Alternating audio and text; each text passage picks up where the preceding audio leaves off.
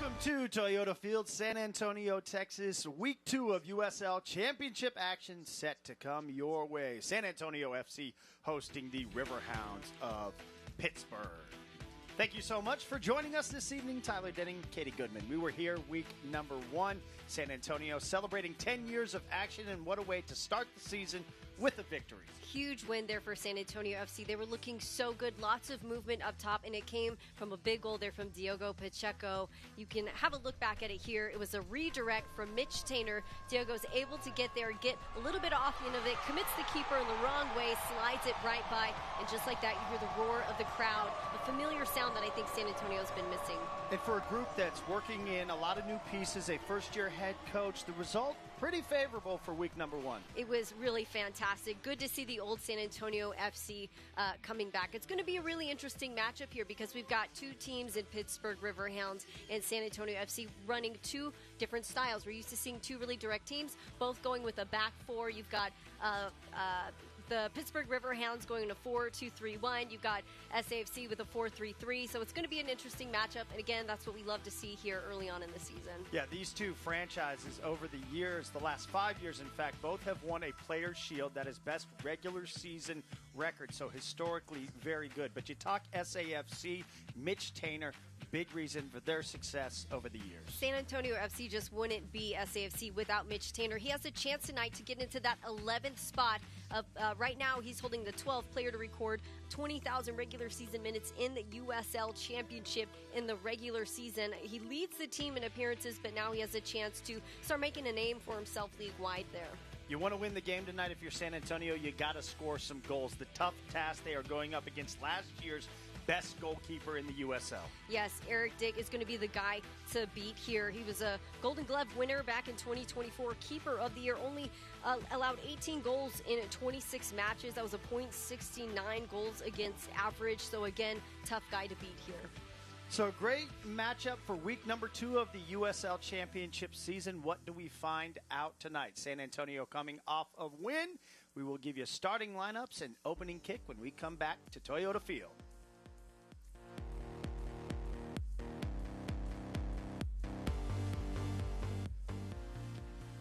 Nice job. Was it under, I guess? Yeah. Yeah, I kind of just went into it because I was like, I don't want to stutter.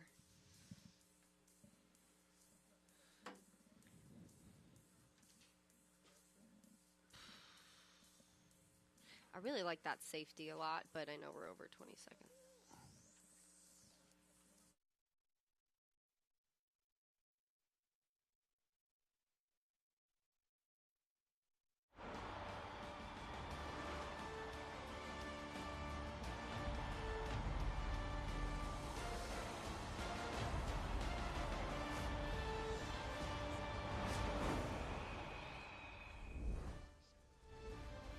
.71 degrees, super sunny here in San Antonio, Texas. Toyota Field, Week 2 USL Championship action coming your way.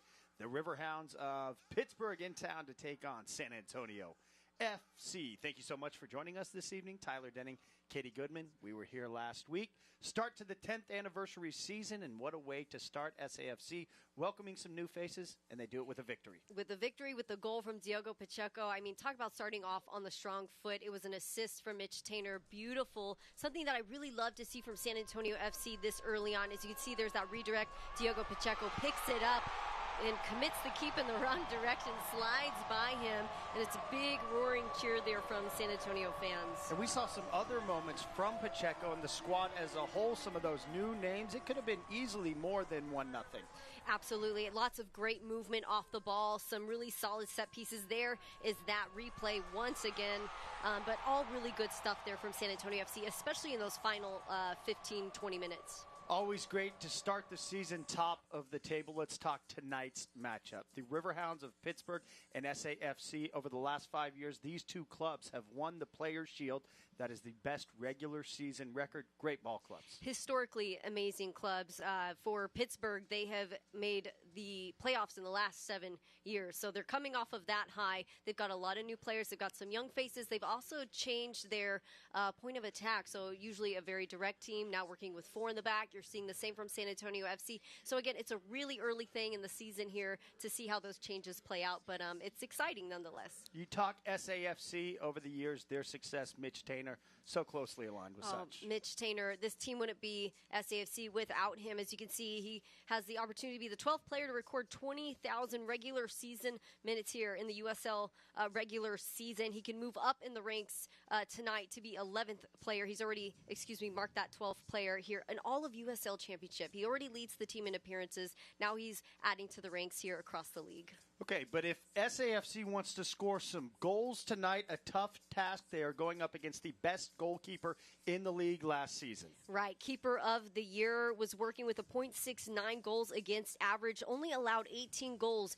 in 26 matches. Eric Dick is going to be the guy to get by here in the game tonight. So early season action, week number 2. SAFC looking for win number 2, but a tough opponent to do it against.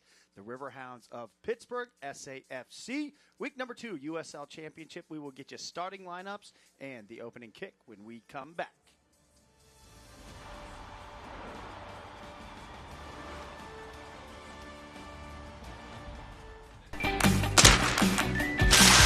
Hey! There he is. Let's do this.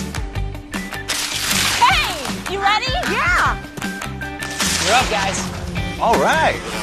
During the Ready, Set, Go event, qualified buyers get 0% APR financing for 36 months on a rugged new 2025 Tundra. Offer ends March 31st. Go from dreaming it to driving it today. Yeah. Come on! Toyota, let's go places. With the new Ultimate Hut Bundle, create your ultimate Pizza Hut feast. I got meat lovers and double pepperoni. Gronk, we got double pep. I get double pep. Dude, Bundle Bros! Bundle Bros! Bundle Bros! Build yours starting at $24.99. The music about to take control, cause we do it like that. This moment so phenomenal, go and throw it on back. This music about to take control, cause we do it like that. As the HEB Boilmaster, I always get excited for the season because it's the most wonderful time of year for crawfish. And at HEB, we sell more crawfish in Texas than anyone. We're talking big, fresh, live Louisiana crawfish. Plus, with our in-store boils, we do the prepping, spicing, and cooking. So you can just pinch, pull, and be merry. HEB. Here, crawfish season is better. For 80 years, Goodwill San Antonio has been transforming the lives of people in our community through work. Because every time you donate or shop at Goodwill, you create real paths to career training and jobs. Thank you for making our first 80 years a success. Good job, everyone.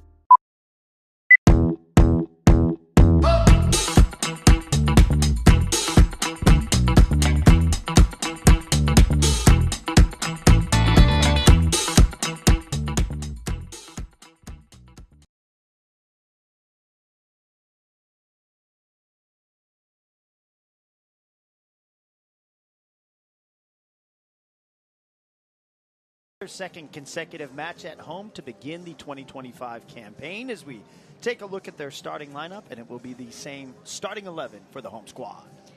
Had some really great stuff last game between the top 3, Jake LaCava, Juan Agudelo, Diego Pacheco. Lots of really, really great things. Just the movement into space, setting each other up, some really next-level stuff there. And for the visitors, the Riverhounds of Pittsburgh, who should we look out for in terms of attack, defense? What are the names? Oh, Augie Williams, he's going to be the guy to watch. I mean, 77 career goals, just an absolute powerhouse of an attack. He's that single striker there up top. 4-2-3-1 is what Pittsburgh is running here. And, of course, they've got that same core center midfield and players on the back line, a couple new faces, too. So quite a new revamp here for this squad. Pittsburgh, their second consecutive match on the road to begin the season. They drew against North Carolina FC in week number 1. For SAFC, it was the 1-0 victory over Monterey Bay FC.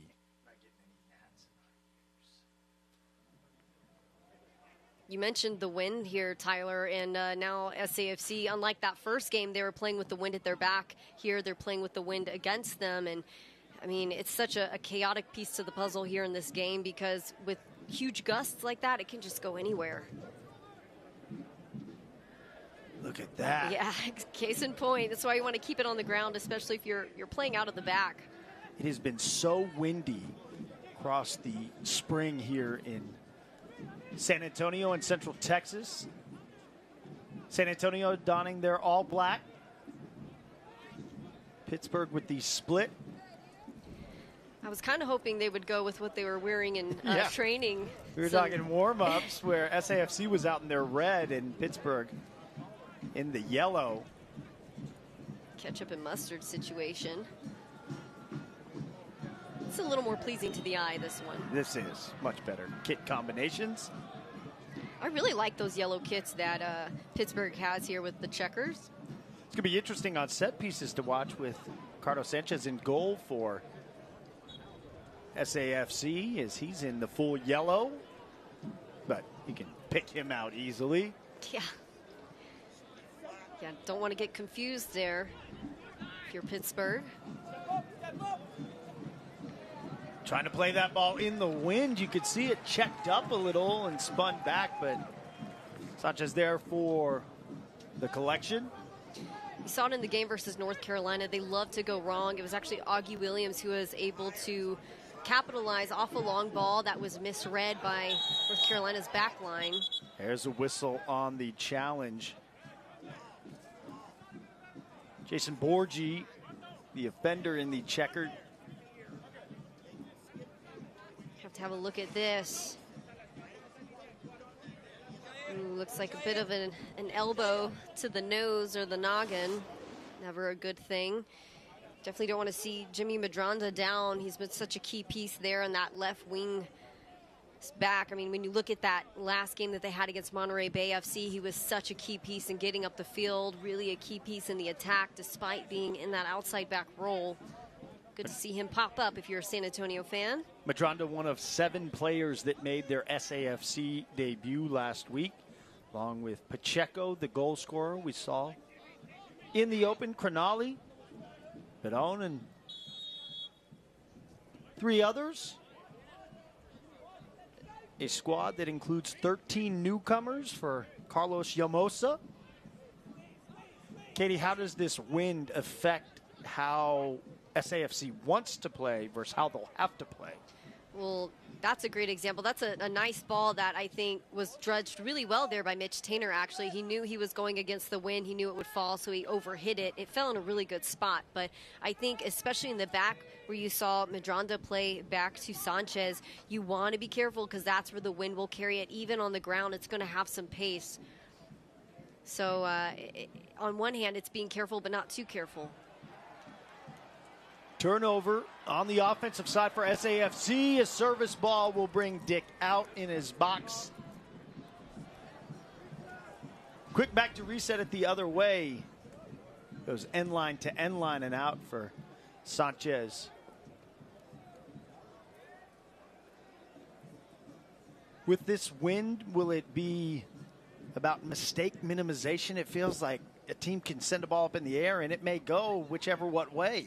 Yeah, I mean, that's the chaos of the wind here. That's why your best bet, if you want the most control of the ball, is to play it low. But Pittsburgh is doing a really good job there of just forcing them to put it up in the air, just closing down. They really overload there with 4 up top. They're able to go from that, 2-3-1 to 4 very easily in the attack. Now, just getting to my keys here, San Antonio FC working to exploit the wings. We're already seeing a lot of that. Also, just staying compact on defense. They're doing a really good job. Last thing you want to do when you've got an overload of attackers is to allow them to find the seams. Good linkage of passing. And really well defended there from Pittsburgh. Now on the flip side for Pittsburgh, it's going to be about finding those seams. They're running this new system of play. It's part of the development that they're trying to create here as they move forward as a club. Yes, 7 appearances in the USL Championship playoffs, but with time you have to pivot, you have to develop, and that's part of this here. Also being aware of the counter. They're used to playing a 3-back system. I think sometimes they get caught with that same mentality. Their outside backs getting up high, then they get caught on the counter. Turnover with numbers for the Riverhounds, snuffed out by the defense. To a goal kick. Pittsburgh led by their head coach, Bob Lilly, who has 405 career wins, the most of any active coach in U.S. pro leagues. NWSL or MLS or anything, that's really impressive. Far left on the bench there in the black cap, black top. Had a chance to talk with him, and he was just really helpful. You can tell he's been coaching for years. It almost felt like I was in a coaching session with him, too.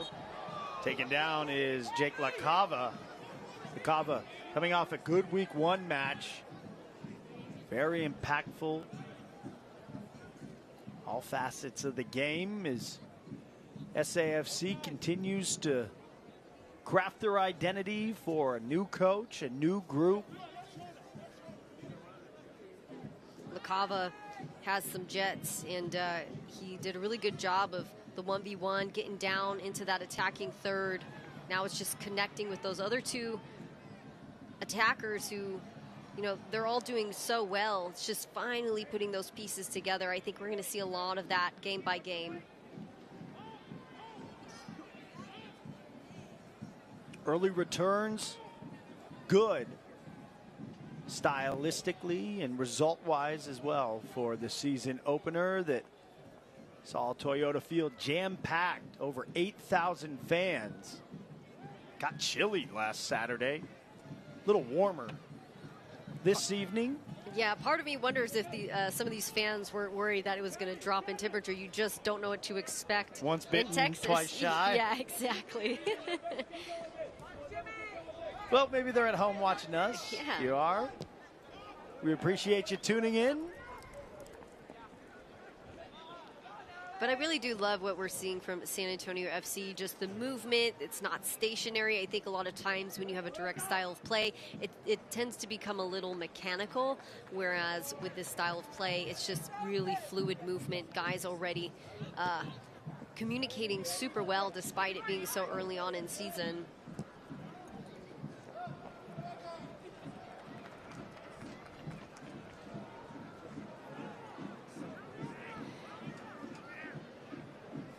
Also good from San Antonio FC to see some, you know, better quality passes and movement right from the get-go. I think last game it took them about 15-20 minutes to get into the rhythm of things. Some early miscommunication led to opportunities for Monterrey Bay FC, but Sanchez was up to the task in keep, as Eric Dick has been thus far. Chronicled last season, Golden Glove USL Championship award winner. Goal against average 0.69, 18 goals, 26 matches, team record 14 clean sheets, first team all league. Which keeper will be challenged first? There's a shoulder. Moving in was Hernandez. It was really a great ball in behind to begin with there to Jason Borgi. Fortunately for him, San Antonio shut it down pretty quickly there. Borgi, another one of the really young talents that has made his way into the starting position there for Coach Lilly from Villanova University. Was first team all East, all Big East, had 4 goals there and wasted no time in going pro. Watch his team serve their first corner ball. All the way across and out of bounds. Riverhounds, the third longest tenured program in the USL. Founded on March 11th of 1998. Only the Charleston Battery and the Richmond Kickers, both founded in 1993, are older than the Hounds. Stoppage here. Looks like there's going to be a hydration break, probably because the temperatures got high earlier today. So there's a rule that if it breaks a certain temperature at any point during the day, that means you get to take a hydration break. Let's take one ourselves. I know, why not? They have green beer out here tonight, so I'm sure we can find some of that. Just crossing the 10-minute mark as the respective coaching staffs. What's your early take, Katie, on Carlos Llamosa and his staff and stylistically what they want to accomplish with this SAFC group? Well, he brings a ton of Colombian influence with him. He also brings some Colombian players as well, and I feel like you can already see that play out here with the movement. It's not too stagnant. Early in this game, I think it's a little more stagnant than what we were seeing by the end of the last game. That's normal when you're first starting out, but already we've seen some really cool checking in and out, creating space and some potential opportunities. So I think so far, no complaints here for Coach Yamosa. Fans that have watched over the years and the success that SAFC has had, how is that going to change from the team that they were used to watching and that identity? I think physicality, we always knew that that would be, and that's not to say that this group won't be physical, but what can they expect differently? Yeah, I mean, I think that was the drama that might have drawn in the crowd a little bit, seeing a bit of chippiness and fights and heckling of the ref and red cards and yellow cards for everybody on both sides. I think it's always known that you're going to have a fight when you come here to San Antonio FC. Now, SAFC returns 10 guys, so you're still going to get a lot of that, especially Mitch Tainer, guy who held some of the records there for the most yellow. I'm sure he does not love me mentioning that, but is what it is. And so, yeah, I think you still get that chippiness, but you also get a team who's really composed, who's playing to feet. They're not possessing just to possess. It's with intent. Ball forward here. Ends up in that wind. Yeah, it's going to be hard to get in behind through the air on this one because of that wind. But also I can see where San Antonio is kind of trying to bait them in a little bit to find that transition. But I think it might be better to drop it between, the defensive mid and the back line. You might find a little more success there versus trying to go all the way behind the back line. Ball was thrown in by Reese Buckmaster, carryover from last year's team.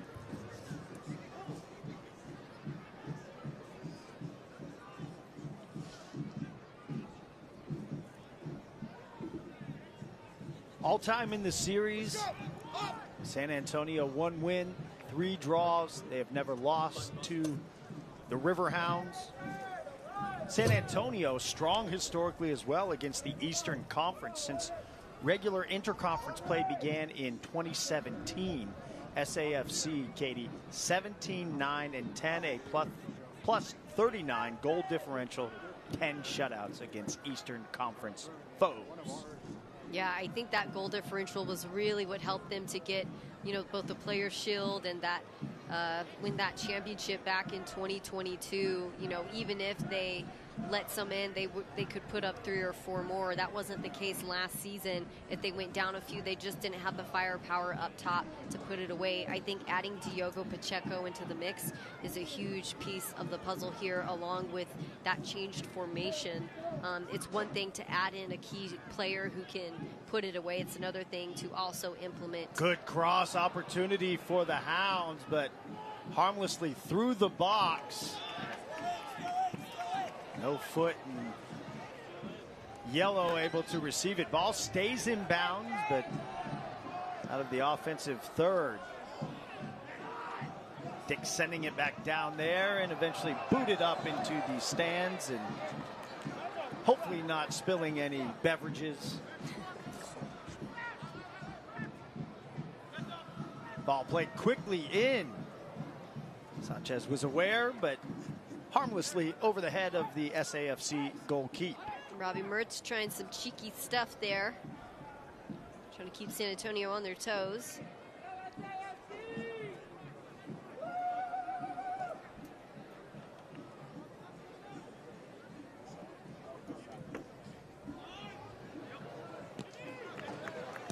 We approach the 15-minute mark. No substantial scoring chance for either team thus far. And a corner coming for San Antonio. Talked about the Jets there on Jake LaCava, and that's a perfect example. I think not a lot of players might have gotten on the end of that one. Great first touch as well from Jimmy Medranda to put that one into space.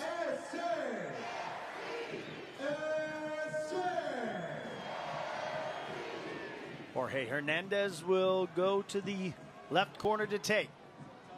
Left-footed low service ball. headed out by the defense. Madronda chests it down, trying to slap it through, and a second chance. It's deflected, but Dick is up to the task.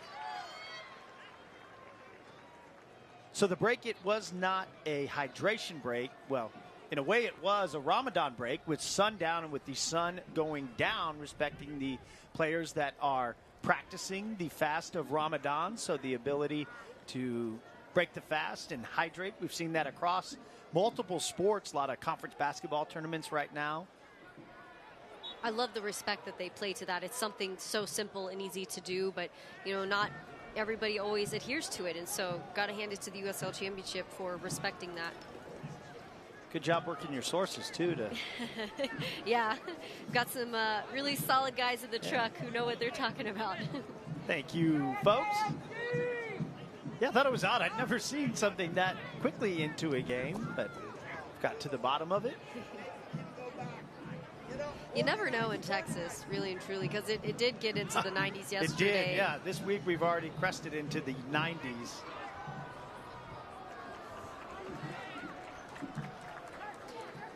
Last season we had Mohamed Abu on the team, and he was one of those players who honored the fasting for Ramadan, and there were times where he was playing and hadn't eaten in quite a bit of time, and you could never tell. I don't know how he did it, but another quality guy, another SAFC legend, retired last season.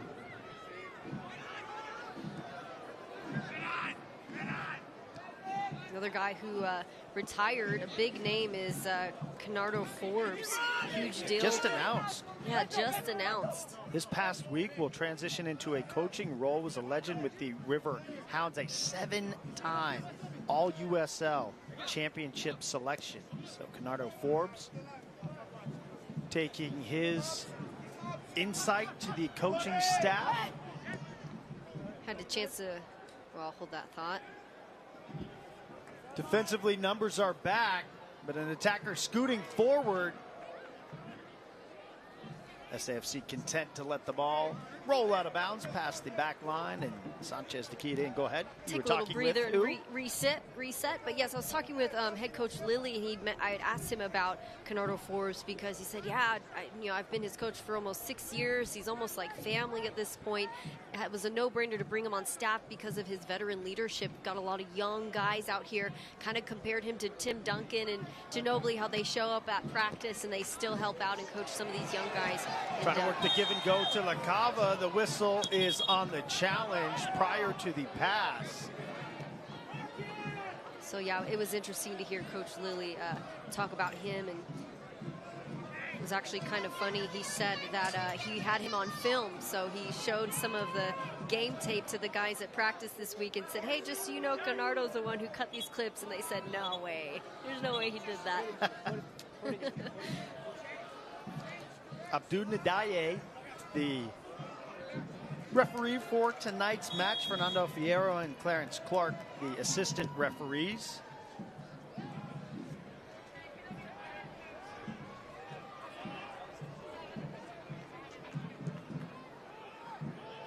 Early impressions, what are you taking away from the match? Seems like a lot of pacing, a lot of feeling out.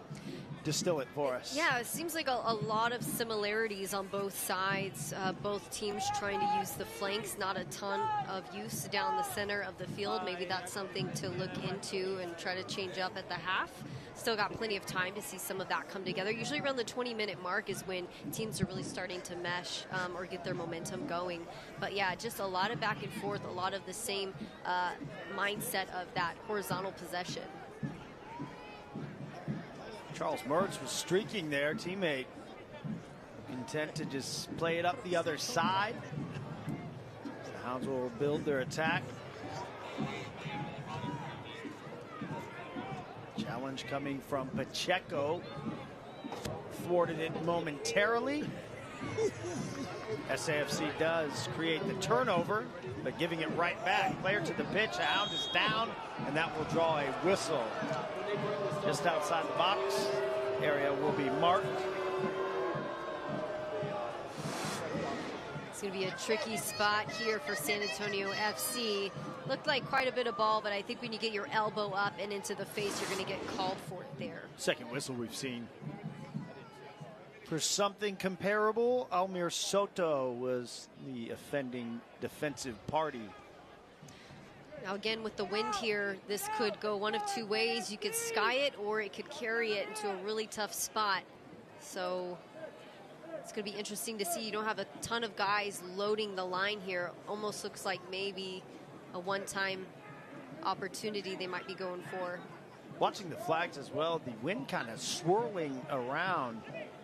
Yeah, you're right. Is for the most part going from left to right on your screen. So from north to south into the goalkeeper box where Sanchez awaits. Ball deflected off the wall, sent out to midfield. Well defended there from San Antonio FC. Sometimes it's hard to read when you put a second touch in there. Good on SCFC to get off their line. Good challenge through as well to repossess the ball.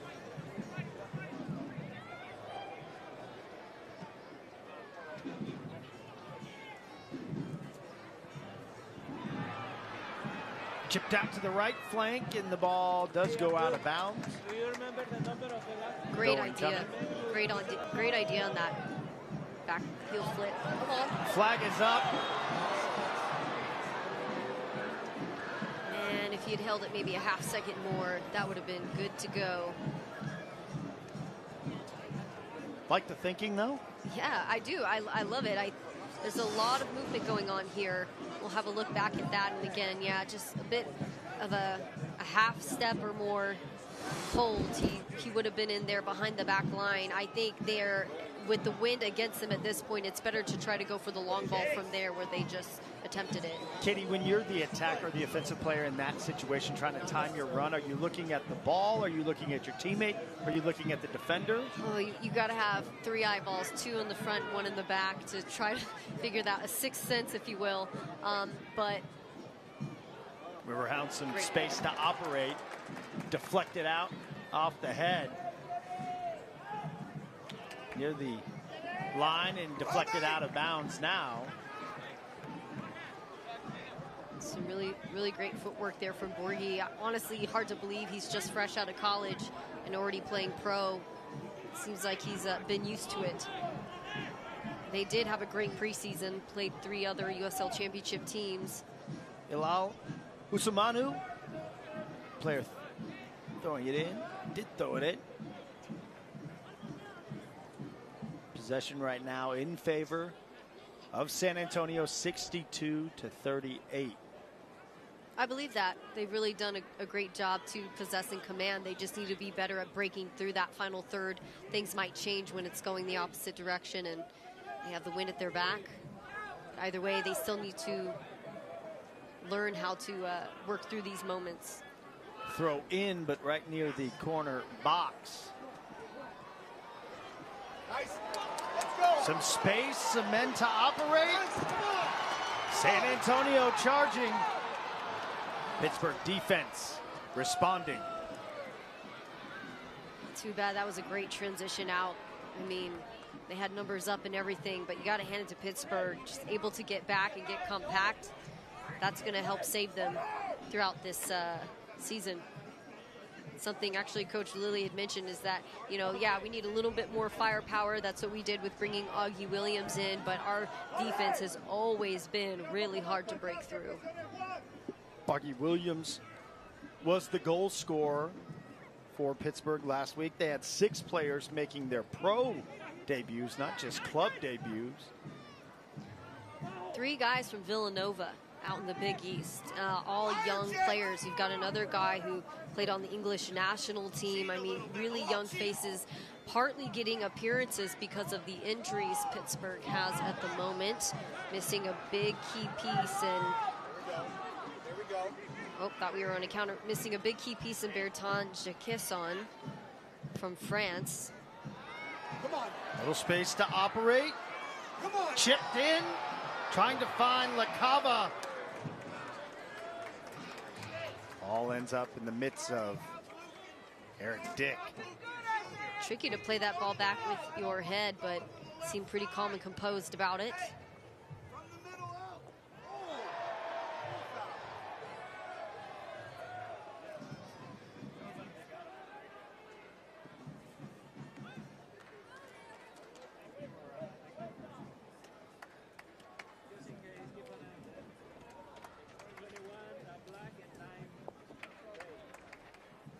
Katie, last couple of minutes feels San Antonio finding a little more linkage, a little more confident in the form that they press forward with, it feels. Yeah, I mean. Back heel. Kava working. Has a man on the right side. Sent in. Rebound available on Frank. King blocks it away. Dick, excuse me. Great stuff there. I didn't want to interrupt the moment. What I'm loving about this San Antonio team is they're making a lot of the right decisions. I mean, the way they built up through the midfield to the attack. Agudelo had to reposition it with that second touch. It was too easy to read at that point. Great work there from Pittsburgh to deny that opportunity. Eric Dick earning his name there. Corner kick headed above the crossbar. Just a little too much height from Mitch Tainer off the corner. Another shining moment for Mitch Tainer here, able to redirect it. I think he was trying to go top of the 5, went for goal instead. But yeah, you talked about the momentum shift here. Yeah, I think it's answered my question. Yeah, it absolutely played out. Go ahead. What are you seeing? Well, it played out in real time, and I think a big part of it was how they defended that set piece. It was a big defense. They got in, they regained possession, and they really dominated from that point since. Yeah, they're dominating in possession, but I think they've been a lot more clinical since that moment. And again, making a lot of the right decisions. Turned over initially off the throw-in, but regaining possession, a whistle drawn.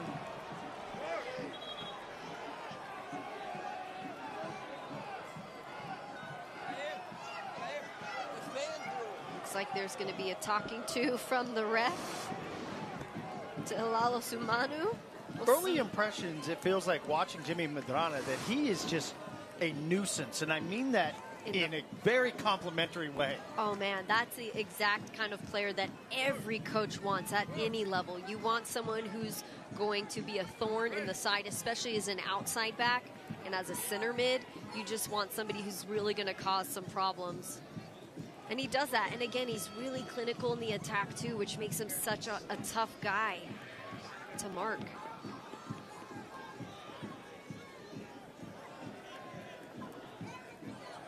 He seems like a chaos creator. He bothers the defense. He's around the ball. He draws a whistle. All things that teams need players to do. Jimmy Chaos Creator Madranda. I like that. All right, what does San Antonio have here?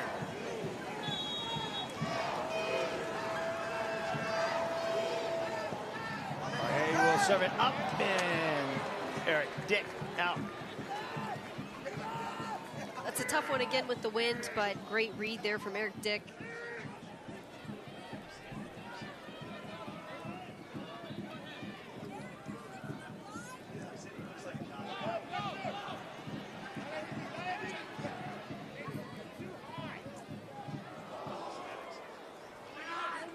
San Antonio doing a good job just to make it really difficult for Pittsburgh to build out of the back. You notice that was just a bit of a chaotic progression up the field, almost forced, which is probably exactly what San Antonio wants. At this point for Pittsburgh, it's can you get the ball and keep it on your foot for an extended period of time? San Antonio has dominated possession of the ball as we approach the 30-minute mark. Right, settle, get back to basics. Sometimes when you have the wind on your side, you kind of get in your head thinking, oh yeah, we've got it, let's go. And sometimes you just have to settle it down.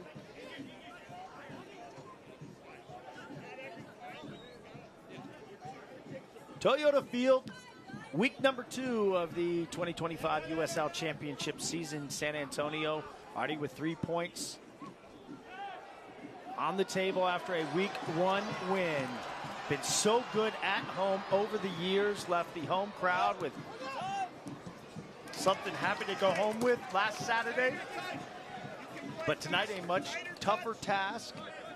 And the Riverhounds of Pittsburgh,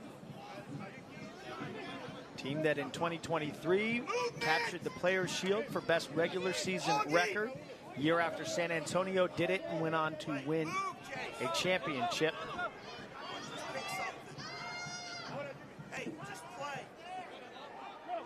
Hear Coach Lilly down there saying, hey, just play. And sometimes that's as simple as it gets. By just play, he means don't force it. It sounds as if almost that we have Coach Lilly mic'd in up. our ear, yeah. He's so loud and clear. Kudos to the field mics. Yeah, the field mic doing its thing. Ooh, right onto the foot. That ball looked like it connected the hand, and it did. That is the whistle. Borgi off the turnover. Mr. Chaos himself trying to get in the mix, and then it's just a hard stop there. Just clipping the hand. Pretty hard hit there from Elmir Soto. Good look on frame for this free kick. San Antonio will get organized.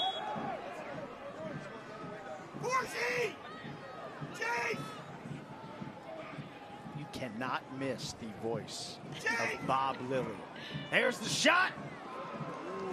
Sanchez had to use the bunnies, but nothing doing as it's over the crossbar. Big time pulse check there for Richard Sanchez. Again, I think that wind just carried it a little much, but it had a nice bend on it. Yeah, definitely can't miss the voice there, Coach Lilly. You know that he's traveling, and they probably hear it on the other side of the field. Maybe that's why he's been so successful for so long.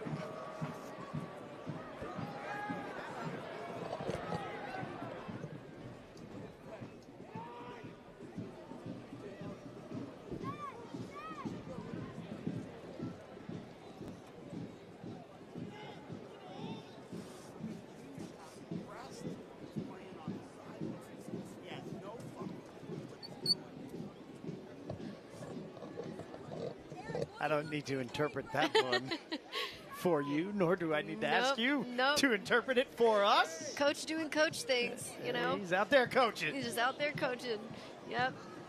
All right. Ooh. Wow. Look at that. That's the second ball that we've seen.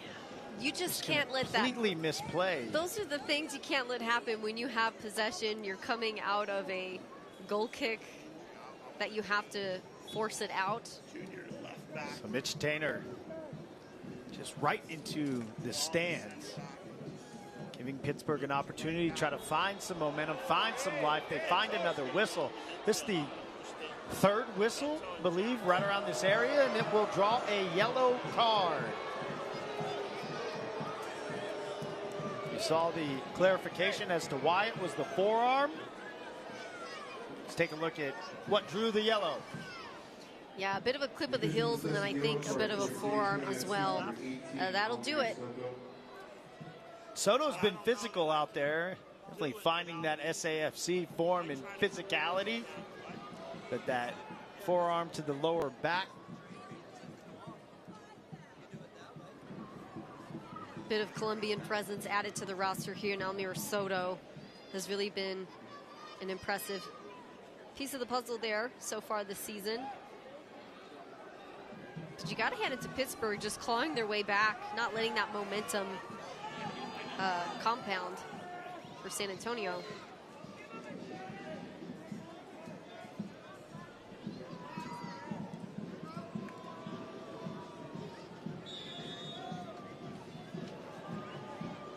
Ball on the ground immediately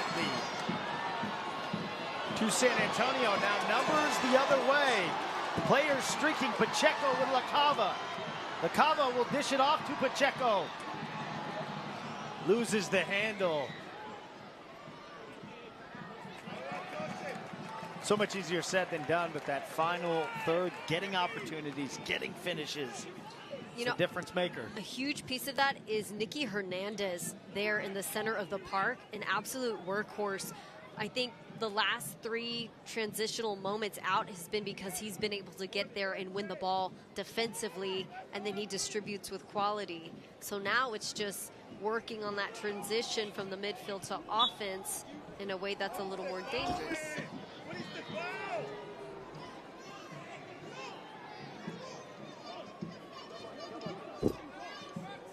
Yeah, Nicky Hernandez doing some great work.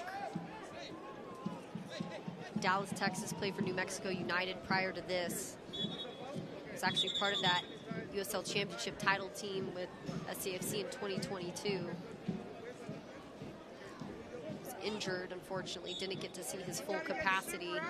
Went to New Mexico United and then back here with SAFC, and you can tell he's happy to be in a familiar spot.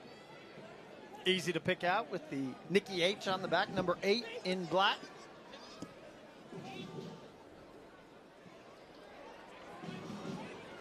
Always fun getting to pick the back of your jersey name. Would you go KG?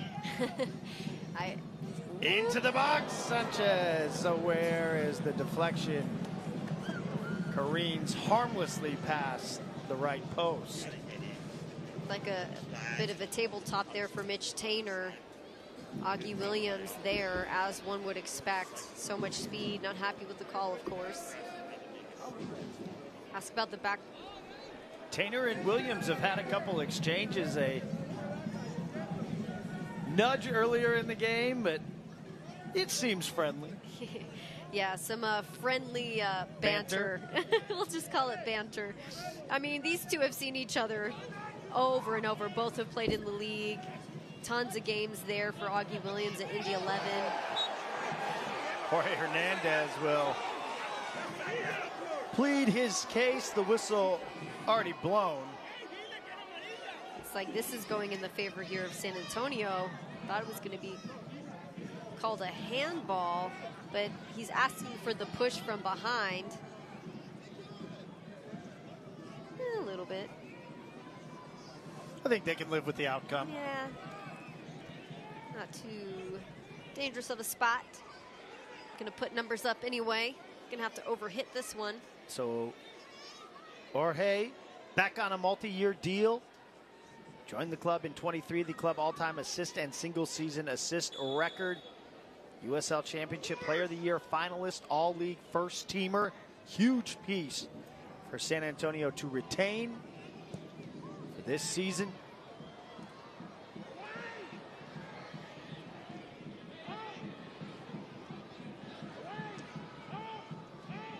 Ball ends up right where it started, on the boot of Hernandez. Trying to find Nicky Hernandez on that left side, but defense up to par. Good move on Tainer just to clear that one out.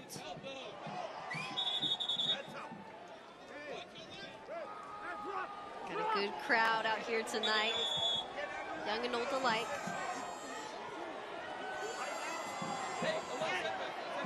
Augie Williams has increasingly shown some frustration and barking up the trees of the two for San Antonio FC that might bark back in Mitch Tainer and Jimmy Madrana. But bringing some life to this match as we approach halftime. Possession still dramatically in favor of the home club, 62.6% to 37.4. Corners 2-1 in favor of SAFC.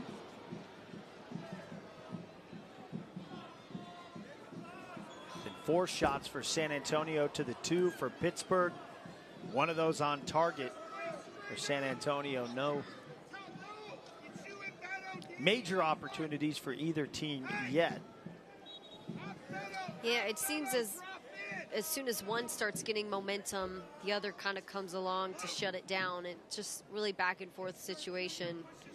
Of course, you're going to see some chippiness now because frustrations are at an all-time high. Oh, they could get higher. Oh, yeah, they can.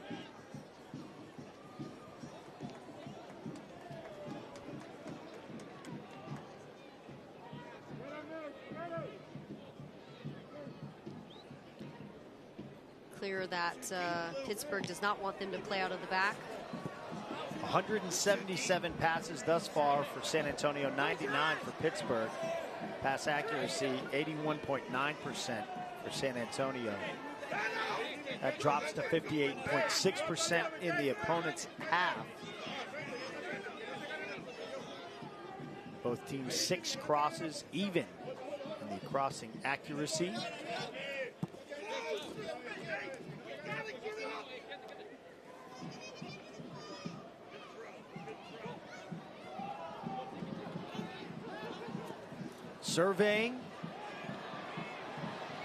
Serving the pass, fighting, no whistle. I think no whistle warranted as Pacheco the one to the pitch. Too bad, that was absolute perfect placement. There's a whistle, and that will draw the ire of the fans. Ref knows how to stir up the crowd, that's for sure. Whistle always stirs the crowd, doesn't matter. Yeah, he can't win, unfortunately, here at Toyota Field. But a bit of a turn. He gets, a couple of cleats and laces in the mix. That'll do it. Soto already with 1 yellow card. Tainer trying to play it a second time. And wow, a yellow card immediately coming in.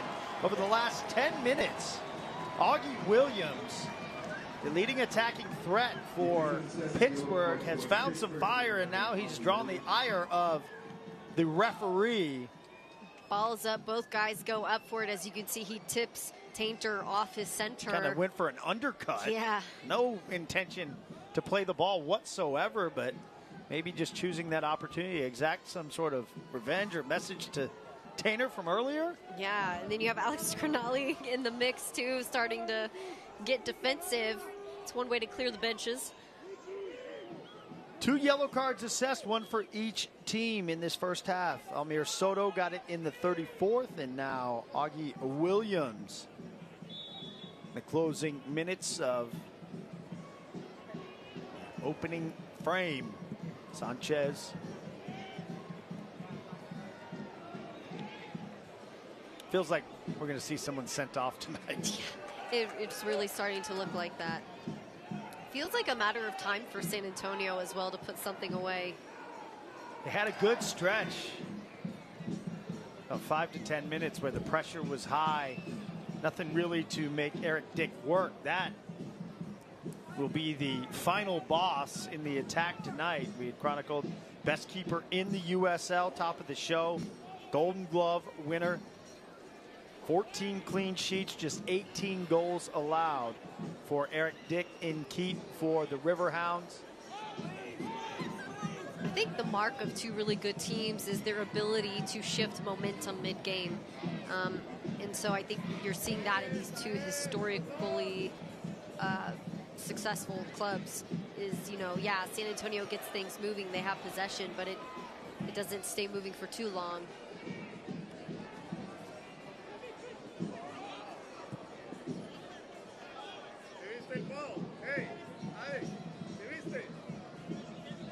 I'll give credit to Augie Williams for bringing some emotion to his team's side.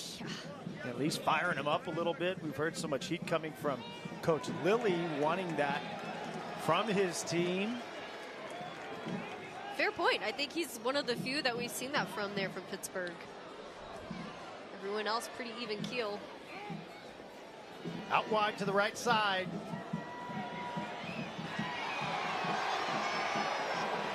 Dick there, easy grab. It's Lacava that's on the ground. He backside of the play, contact it looked like with the defender in the box. It looked like an elbow into the face. You can see there. That's a hand, yeah. It's a hand. That left hand of number 13 up top. Whether intentional or Bassi. not. That could definitely be a candidate for a PK if if the ref so decides.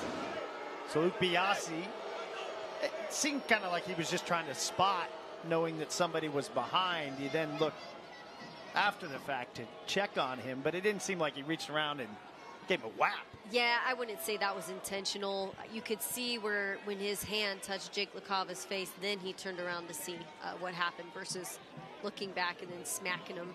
So doesn't matter to the coaching staff because they're still going to advocate for their players as they should. Biasi talking with Hernandez and said, hey, I wasn't trying to hurt your guy. Speaking of, coaches advocating, Coach Jamosa just calm and cool over there on the sidelines. Little contrast in styles between the two, yes. Yeah, versus what we've seen from previous seasons for San Antonio FC. And that's only early on, right? Who knows when the lid might blow off the kettle pot. But so far, very calm and composed in these big moments. Well, there he is with some words for the ref, so I stand corrected. 2 minutes of added time.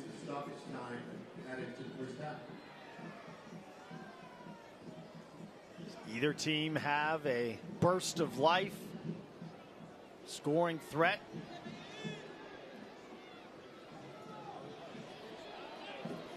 It feels as if Pittsburgh wrestled some of that momentum back a little bit, at least to make this match a little uglier. San Antonio, some space to operate.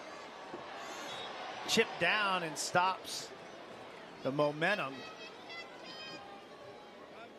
Pittsburgh is a team that knows how to claw their way back. When you look at last season, they were able to claw their way into that very last playoff spot. It was really between them, San Antonio FC, in those final few games, and they're the ones who came out on top. So I think you're seeing a lot of that mentality here still. LaCava draws two defenders, taken to the ground, and this will draw a whistle. So we have devolved into scrappiness and the official having to grab control between these two teams is... Yeah, a little chippy at the ankles.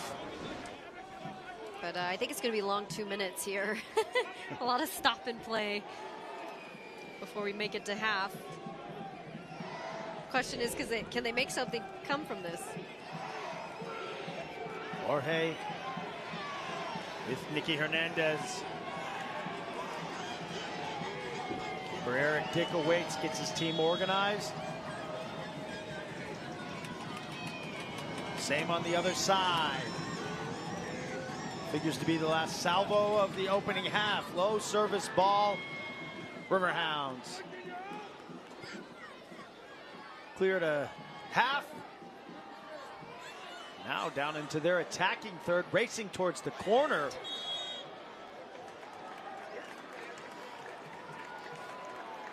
Great hustle there from Reese Buckmaster to get back and cover opposite side of the field. Also had Nicky Hernandez pretty close by. Buckmaster checking that right wrist. Sanchez will come over to take the ball and the kick. Buckmaster, a late addition last season. Landed on the plane, came into the game, and never came off the field. Was playing more of a wide winger kind of position, so it was interesting seeing him as that right back role here, but has filled in nicely. Ref has had enough. The opening half, 0-0. Eric Dick keeping a clean sheet. Tested more of the two keepers, but pretty even half. SAFC dominating the possession, but the momentum feels clearly in the middle of the pitch. Yeah, I think back and forth, and that's the way it's going to be the whole game, unless something happens at the half. Couple of yellow cards, a little bit of chippiness, but a tough contested match as we expected. Halftime here at Toyota Field, 0-0. With the new Ultimate Hut Bundle, create your ultimate Pizza Hut feast. I got meat lovers and double pepperoni. Rock, we got double pep. I get double pep. Dude, Bundle Bros! Bundle Bros! Bundle Bros! Field yours starting at $24.99. No one out-pizzas the Hut. As the HEB Boilmaster, I always get excited for the season because it's the most wonderful time of year for crawfish. And at HEB, we sell more crawfish in Texas than anyone. We're talking big, fresh, live Louisiana crawfish. Plus, with our in-store boils, we do the prepping, spicing, and cooking. So you can just pinch, pull, and be merry. H-E-B. Here, crawfish season is better. 3 nuns were driving through Austin and they got a flat tire. They stop in front of a frost bank.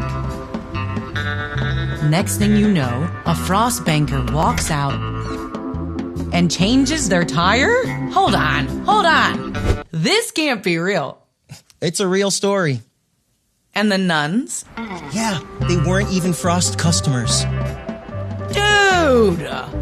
You think I can be a nun? Not a chance, sister.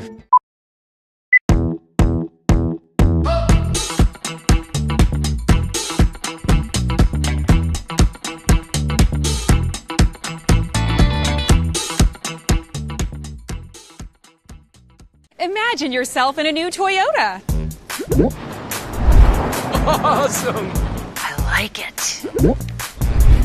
I love it.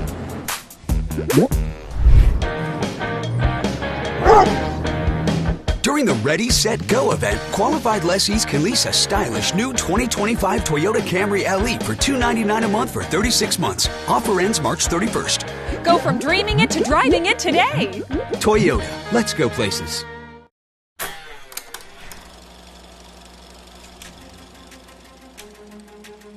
We're thrilled to be here in San Antonio. This is a vibrant and ambitious city, has a rich cultural history and a proud, upstanding population. And there's a proven passion for our sport in this community. Our game has a future in San Antonio. Ladies and gentlemen, on behalf of the USL, it's my absolute privilege to award the 31st franchise of the United Soccer Leagues to San Antonio. It's quite the atmosphere at Toyota Field. Chance for Garcia. And it's a goal! It will be Rafa Castillo from distance, and he scores! We are an extension, representation of our fans and our community. So we want the right people. Right when I got here, I just felt the togetherness, the family, just the inclusion into the group. And I think that just says a lot about this club and the type of players and the type of people that we have.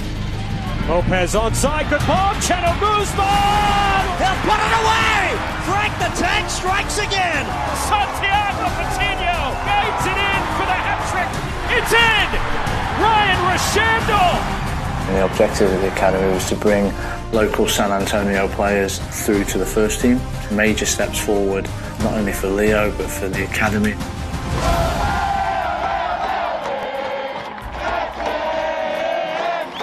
Shoot it! Yeah, go celebrate! Go celebrate! How you doing?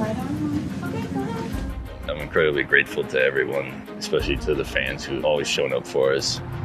And it means the world to me that I'm able to go out in front of them and that they'll be able to see me here one last time. Congratulations on a wonderful career, Matt Cardoni.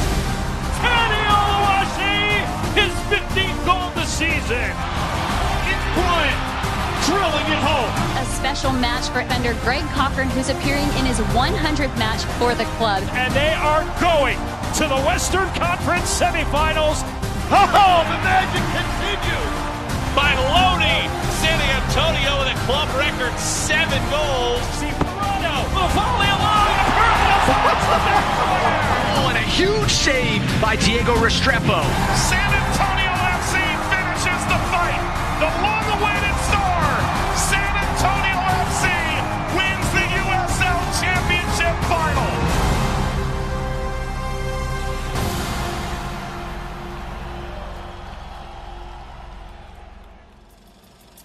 I'm very proud to be part of the San Antonio FC organization. This is one of the greatest clubs, not only in the USL League, but around the country.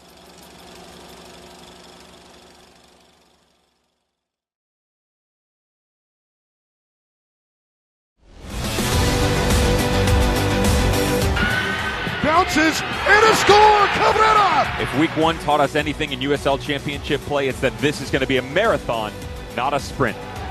Dogman! Denied! We saw such a wide variety of ways to go about their business on the field of play, and yet quality of talent not lacking whatsoever. Can't wait to see week 2 and beyond of what these teams bring to the field of play.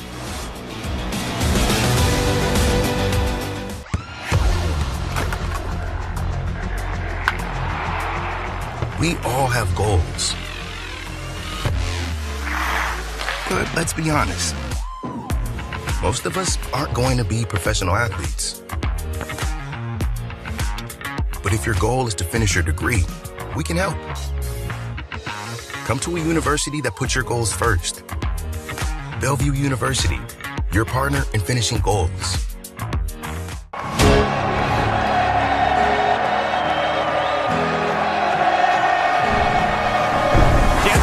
Tiptoed the line. Wilson! Brilliant! He has been on fire at Tampa Bay! Cross forward, brought down by Gagi! The hero! Let's go! Pain doesn't care who you are or why you hurt, but pain can be mastered if you know the way. Fight back with Tiger Balm's legendary herbal power. Trusted for over 100 years, our proven blend of camphor, menthol, and essential oils tames pain with the strength and speed of the tiger, so that you can rise above pain and get back to living. This is the way of the tiger. Success doesn't come easy. It takes grit, hustle, and relentless effort. Every step forward brings you closer to greatness. This is your moment. Elevate your game. El Jimador, Spiked Bebidas.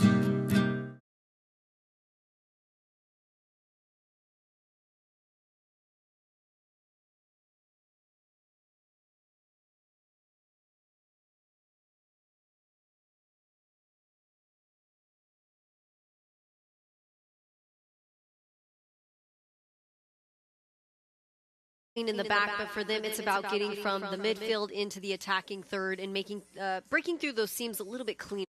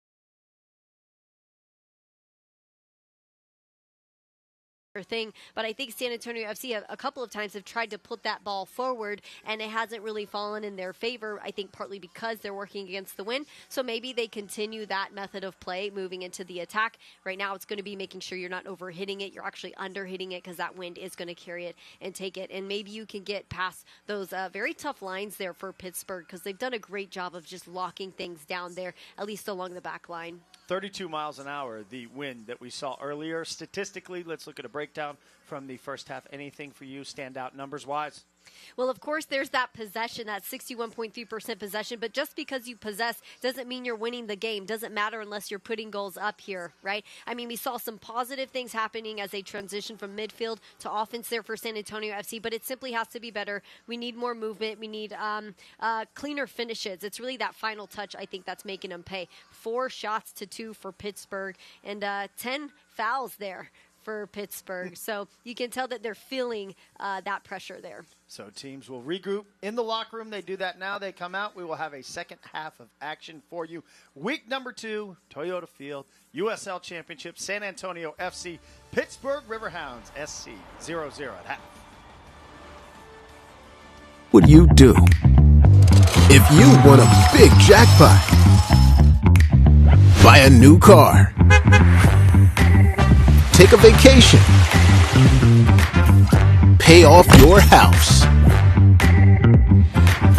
Turn your dreams into reality at Texas' premier entertainment destination, Kickapoo Lucky Eagle Casino Hotel in Eagle Pass, Texas. Disturbed. Live. Oh,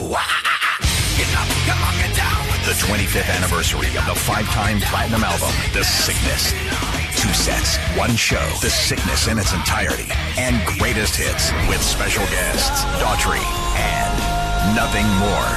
Friday, April 25th, Frost Bank Center.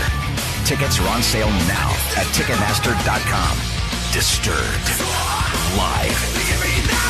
24,000 square feet. America's Diamond in San Antonio is the largest design and manufacturing jewelry store in America. You can buy direct from America's Diamond and get much better quality jewelry for much less money. Everyone gets our very lowest, clearly marked manufacturer's price every day of the year. Watch our television program called Buying Diamonds Intelligently right now at americasdiamond.com. America's Diamond is the official jeweler of the San Antonio Spurs and the University of Texas at San Antonio Athletics.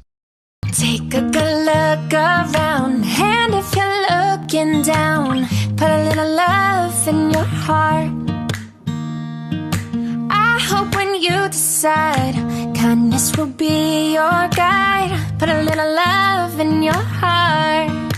Your heart is in the right place. With our team of heart specialists, we offer expert care for you and your loved ones. Learn more about our comprehensive heart care. Team's getting ready to fire up the second half here at Toyota Field. See if we can find some goal scoring on either side in what has become a scrappy match between San Antonio FC and the Riverhounds of Pittsburgh. News and notes across the USL. Oakland Roots, how about this? They're going to play in the vacated by the Oakland Athletics Coliseum against SAFC next Saturday. They have sold 15,000 tickets for that home opener. Lexington SC won their first ever USL match in front of a club record crowd.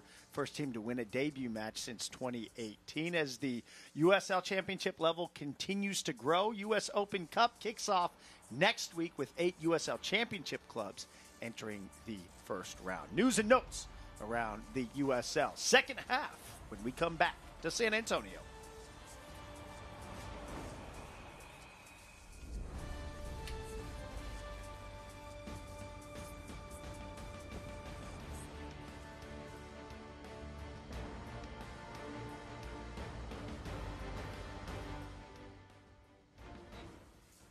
We will stay here in San Antonio. We weren't going anywhere. You guys were going to break, but not anymore. Not anymore.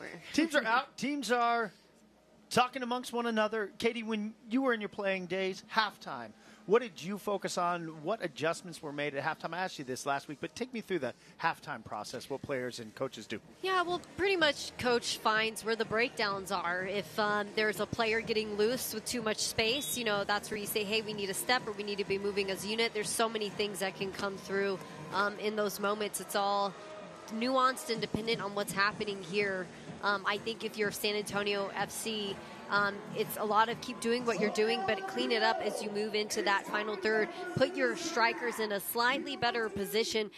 Pittsburgh is doing such a great job to drop really quickly in their flat back four, which makes it difficult to play in behind. So maybe rather than try to play in behind, you try to carry and take it to them. Things, again, might change with the win. They might still try going for that. You might see that kind of pivot maybe 15, 20 minutes into the game. If I'm a coach, that's what I'm saying. Pittsburgh, they got to figure out a way to dictate play a little bit more than what they are here so far. We are underway, second half.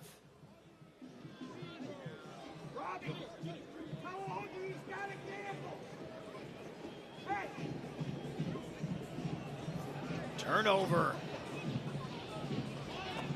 Recovered quickly by San Antonio, deep in their own defensive third. Playing now with the winds at their back. For Pittsburgh going into the wind. Williams, ball on his foot. Honestly, I think the best ball we've seen in behind so far this game. we've seen a lot of attempts to get in behind, but Augie Williams did a great job to get there and control it on that one. And at least force the corner.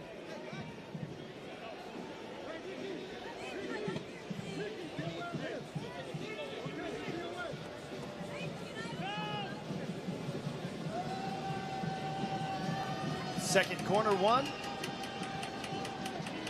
Sanchez in the defense ready.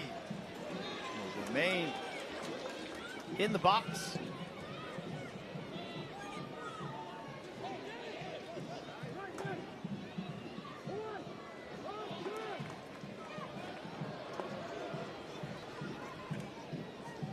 Misplayed off the collect for Hernandez. Already thinking about the run, it looked like. Collision, two players going down. That one sent into the stands by Cronali. Medrana down on the pitch for what seems like the fourth time tonight.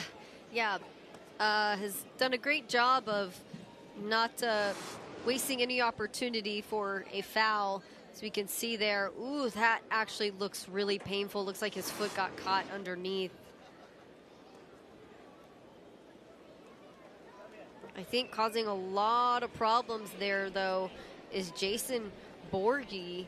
He's done such a good job just getting up, causing problems. He's quick on the ball. He's moving constantly. Had Mitch Tainer beat was Alex Cronali, who was able to Cronali, excuse me, who's able to come in and handle business there. Borghi, number 20.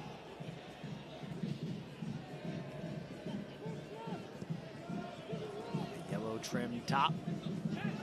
Katie, I always find it pretty cool that across all of the professional pro clubs, they all black and yellow. Black and yellow, black and red, black elements, no doubt. It's quite an intimidating color. Williams, just one man to beat in front of him, but that extra second he had to take allowed the defense to regather. And reset now awaiting. Step through, passed into the middle, on the ground, Williams turns around, but the flag was up. He was offside. Behind the back line. Nothing doing, but Pittsburgh's come out of the locker room, it feels like, with graduated intensity. Yeah, and with intention. I mean, they did a great job in finding the seam there. I mean, had he been maybe a step backwards, that would have been what feels like an open look at goal for Augie Williams. You can't even give him a half second. He's such an incredible attacker. Turnover.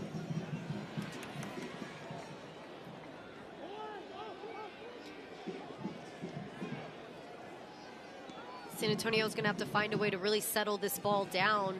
Right now, they're just reacting. Pittsburgh has been in possession since the whistle is blown.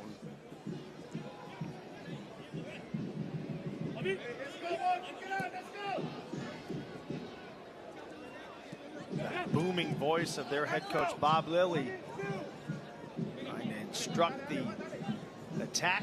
1 and 2 touch.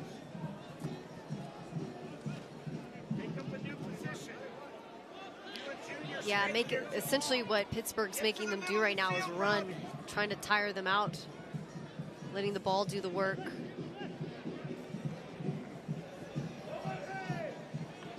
There's a turnover deep in the attacking third. SAFC, maybe an opportunity here. The ball deflected, it stays in the air. The head clears it out of the scoring box and the counter the other way. SAFC wanting a handball. That finds Williams, and the flag is up. It was just a beat delayed, and you thought it would be Augie Williams one-on-one with the SAFC keeper, Sanchez, but offside. Lucky for Richard Sanchez that it was, in fact, offside. Here's Agudelo with the look. Really winds up big, gives the keeper, defender enough time to get there in front. Maybe a quicker trigger might have helped him out on that one. But really, it was that counter, Augie Williams. Good thing he was offside because would have had to keep beat.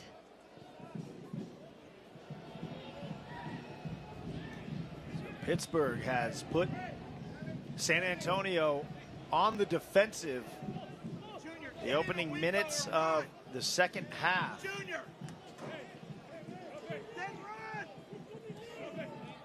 no window there.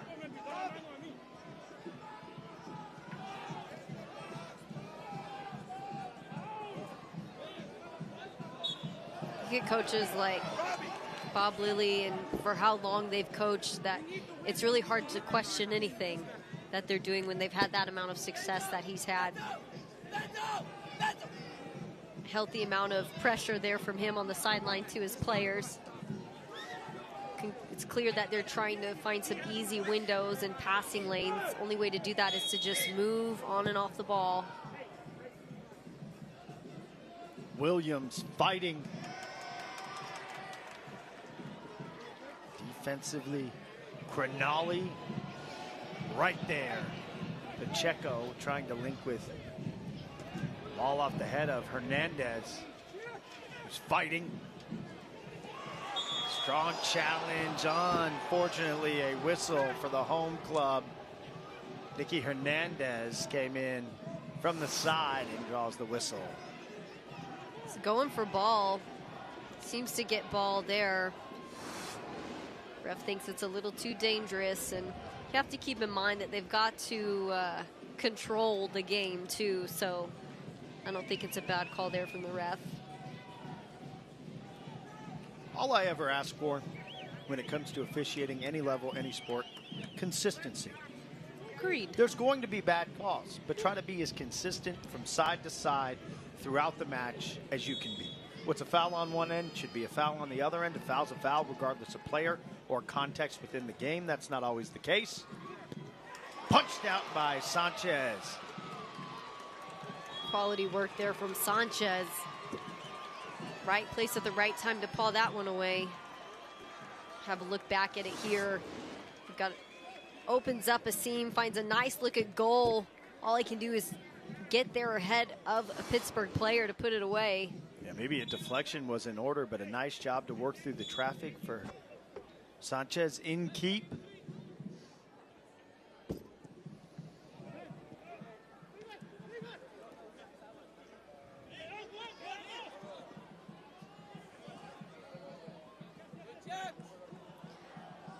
Agudelo.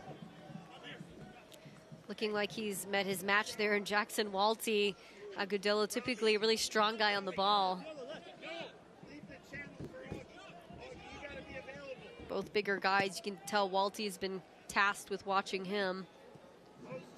Walty, number 42. In on this sequence is opportunity. Frame is open, and that will be the opening goal. Jorge Hernandez finds it, and mobbed by Pacheco and his squad, as San Antonio strikes with the first goal of the game. Dog pile there on Jorge Hernandez. Almost taken out by his own teammate. He gets a shoulder in to beat the defender. Wastes no time to get it off. Doesn't have to be perfect, but man, it's that speed that gets him the goal on that one. Pittsburgh wanted the offside call. You saw their back line with the hand up, but beautiful play by Hernandez to chest the ball down. And Katie, if you got the best keeper last year in the box and Eric Dick, how do you beat him? Well, draw him out. He's not even there to make the save. Right. It almost looked like a bit of a miscommunication, maybe judged Jorge Hernandez's speed improperly. He was able to get there pretty quick. I think the team is arguing that it might be an offside situation. Yeah, let's see if we can see the replay again and roll it back to the ball that initiated the service in here. We'll have a look. It's from Madronda, and he is on. You see how he bends his run? He stayed on, and that is absolute excellence there. It was Sean Super, attack. number 5, the defender that gave Hernandez the space to work with. Beautifully played off the chest, nothing in front of him, and the first goal of the match. So San Antonio breaks the draw. fact, Augie Williams has had some really similar looks as Jorge Hernandez. The difference is that he bent his run. He started out a couple steps to the left and then went in. That's exactly what Augie Williams should be doing. And again, it just comes down to the basics in those moments.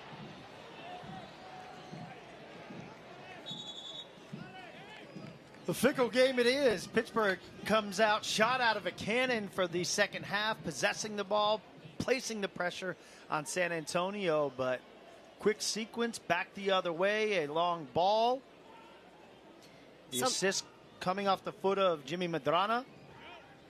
You know, I think that was a pain point for Pittsburgh last season, was that counter. And that's why they went from the 3-back to the 4-back too many times. They'd get up with that high press mentality, and then they'd get caught red-handed, feet flat. Pushing right through Augie Williams. Cronali, another chance. Building, turning LaCava, fighting amongst the defenders, but eventually cleared out. Countering are the Riverhounds. Tainer there, ready to play some hockey on grass. Talk about turning the heat up. Tainer knows how to do it. 54th minute, Jorge Hernandez off the right foot. Assisted, as mentioned, by Medrano, who's had quite the match. I'd labeled him a nuisance, and like I said, most the best kind glowing of way that I could describe his play, because he is all over the other team and bothersome to make plays, and finding his teammate who smartly played the space and broke the tie. Pacheco trying to beat the defense. Dick will right foot it out of bounds towards midfield and in between the two benches. Diogo Pacheco, he was the lone goal scorer last week. Had two beautiful opportunities. A header that went off the crossbar. Showed you his goal. So 2 goals on the season thus far. A 1-0 result last week. And right now, San Antonio protecting, trying to build on a 1-0 lead. Absolutely leaning into this momentum here, too. Hernandez to Buckmaster. Circulated back to Cronali, who will move it to the other side of the field. Good motor, good wheels. Medrano wanted it back. And he's got the footwork, too. Yeah, he played that all himself. That's the Colombian influence there. Great footwork, movement off the ball. I think if you look at the outside back role, he is playing it to a T. It is the standard, the status, beyond the status quo here. I love what San Antonio has in him. Yes. One of those new names, new faces that you hear so much, Katie, and you're plugged in, you talk to the coaches up and down, and it's you're out at training and you're told one thing, but then there's no hiding come game time. You put everything out there for us, the fans, the coaching staff, other opponents to see on tape, and Medrano thus far has brought a mentality that it seems will continue to benefit this team across the course of the season. It's interesting to see how so early on you can see who's going to be a staple piece already. I mean, I think Llamosa has really got it right in that back line. Even Reese Buckmaster has done a great job to get up. So you can see a little bit overcommitted there. And Hernandez, maybe a little frustrated, goes for the challenge from behind and will have to hustle himself back into the play. Pittsburgh finding their numbers, trying to answer. Hernandez does find enough to snuff out the attack. And again, Nicky Hernandez, just a critical piece, that engine that doesn't stop. When you look at the role that he's playing, that defensive center midfielder, he's truly a workhorse, living up to the name there. To your point about players that we're increasingly finding out will be part of the action moving forward, the ball always finds energy. Yeah. Always. Numbers here, 3-on-2 with the defender down. Twisting and turning around Zagudello. But Medrano, one of those players that the energy, ball finds him, and he can make some plays.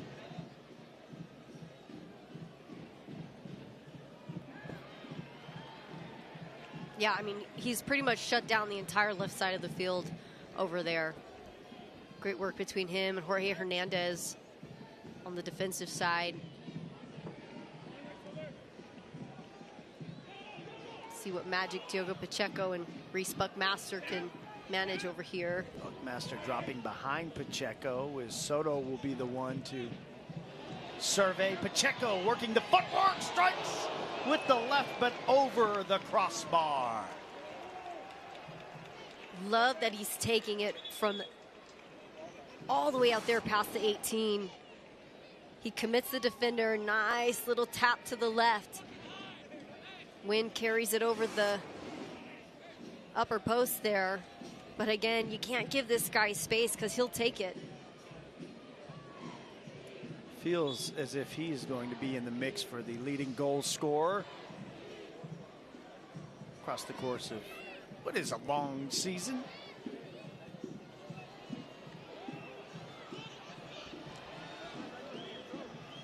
Play back to Dick. Trying to clear up to the front line, and Williams chipped around, hustled back by Medrano to Sanchez, who will just have to boot it out. Here, Coach Lilly asking how that's not a foul. Valid question. There's a couple hits back to back there. Really surprised ref let that one go on.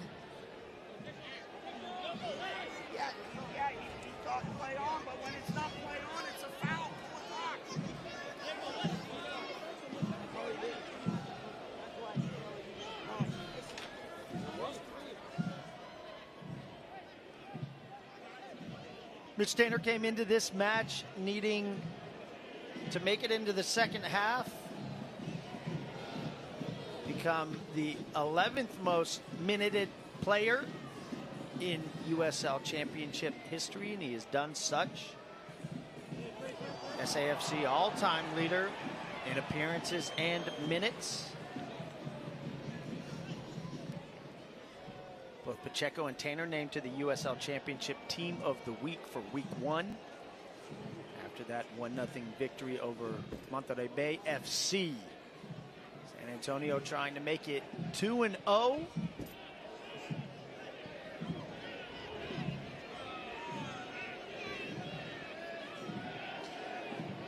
After Jorge Hernandez's goal, it feels like San Antonio FC had a serious pep in their step. Really up until this point. Now it's just kind of cutthroat. Bodies on the floor. Quinali. Maybe part of the lobbying of Lilly. Looking for some clarification earlier and drawing a whistle. Did his team. Ball's back in play.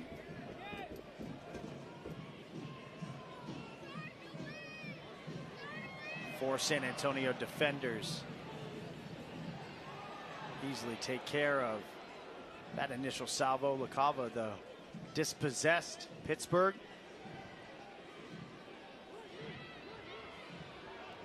Hounds working deep in their attacking third past the back line. And none other than the chaotic Medranda just covering ground. Captain defending Chaos. Two guys. Yeah, Captain Chaos covering ground. He is a provocateur on the pitch. And exactly what a team needs, especially a team trying to find their identity early on and establish roles. Corner kick coming, 65th minute. They're going the 54th to crack the tie. Header is on frame but high over the crossbar. Clear onto that ball, had an opportunity. Idrach. Really close call there from young Idrach. As you can see, he gets down. Looks like a deflection almost, potentially. Beto San Antonio Idrach. FC guy. Nearly making it one apiece. Lamenting what could have been. So the ball finds him clear and unmarked. Some space to work. Chance to assess. San Antonio will recirculate. Buckmaster taps it down but turns it over. Intention was good. There was just a little bit of movement. Hernandez dropped to the pitch. Whistle blown. Oh, that elbow. Nice elbow from the young Udrich. Udrich maybe taking out some of that frustration from the non-goal off the header. It was an elbow to Hernandez, dropping him to the pitch. So Nicky Hernandez up, good to go. Udrich from Orlando, Florida, actually part of the Puerto Rican national team, has 12 caps with them. Young guy from Akron University, Big East Defender of the Year. So lots of guys from the Big East. Coach Lilly only made his pro debut in this last game versus North Carolina. Again, really outstanding recruiting of this young talent. A lot of times you see young guys come in and play and they might be a little timid or maybe there's a learning curve, but seem to be doing pretty well here. Pittsburgh with some room to operate. San Antonio tries to collect defensively. Sanchez, best save of the night that we've seen for either keeper. Diving to his right, pushes the ball away. Huge save, and again, it's another young talent in Jason Borghi testing the waters here. Good thing Sanchez on his toes, really spread out wide and pause it out of trouble too. Punched the ball out earlier close to the right frame, and that one diving to the right. Good goaltending thus far. We'll have to keep it that way as Pittsburgh finding some momentum in life.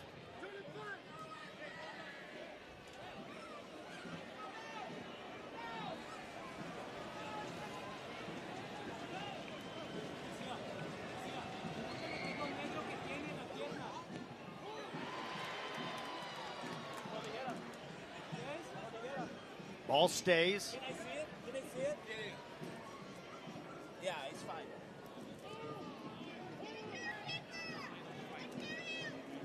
Hounds will try from the right. Two SAFC defenders in the same area collide with one another. Chipped up by Williams over his teammate's head, running to get it. Tainer, or at least box out the attacker and get the ball to Sanchez. Subs getting ready to come in for Pittsburgh as we approach the 70th minute. Another young player from Villanova is Jorge Garcia. Number 18 tends to be in the center of the park. Junior A2 will come off in Aiden O'Toole.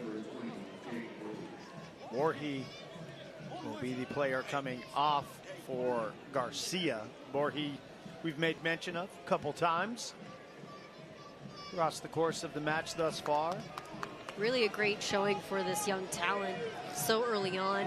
Coach Uli mentioned he's trying to build depth, and I think he did exactly that. Mentioned that they have a ton of injuries, and so maybe some of these young guys may not have gotten minutes otherwise, but thankfully for them, they are, and they've really shown up. Another tweet of the whistle, followed by 3 more to reset properly where the ball needs to go. One of those young guys, Jorge Garcia, 2 goals already in preseason. As mentioned, they had the opportunity to play 3 USL Championship sides. San Antonio FC didn't get that chance. Played some lower level teams, some collegiate teams as they were building week by week, only until I think they only had a full roster up until the week before they actually had their home opener. So just a bit of a different preseason experience for them. Katie, this juncture of the game, when you've crested past 70 minutes with a 1-0 lead, as Pittsburgh moves forward.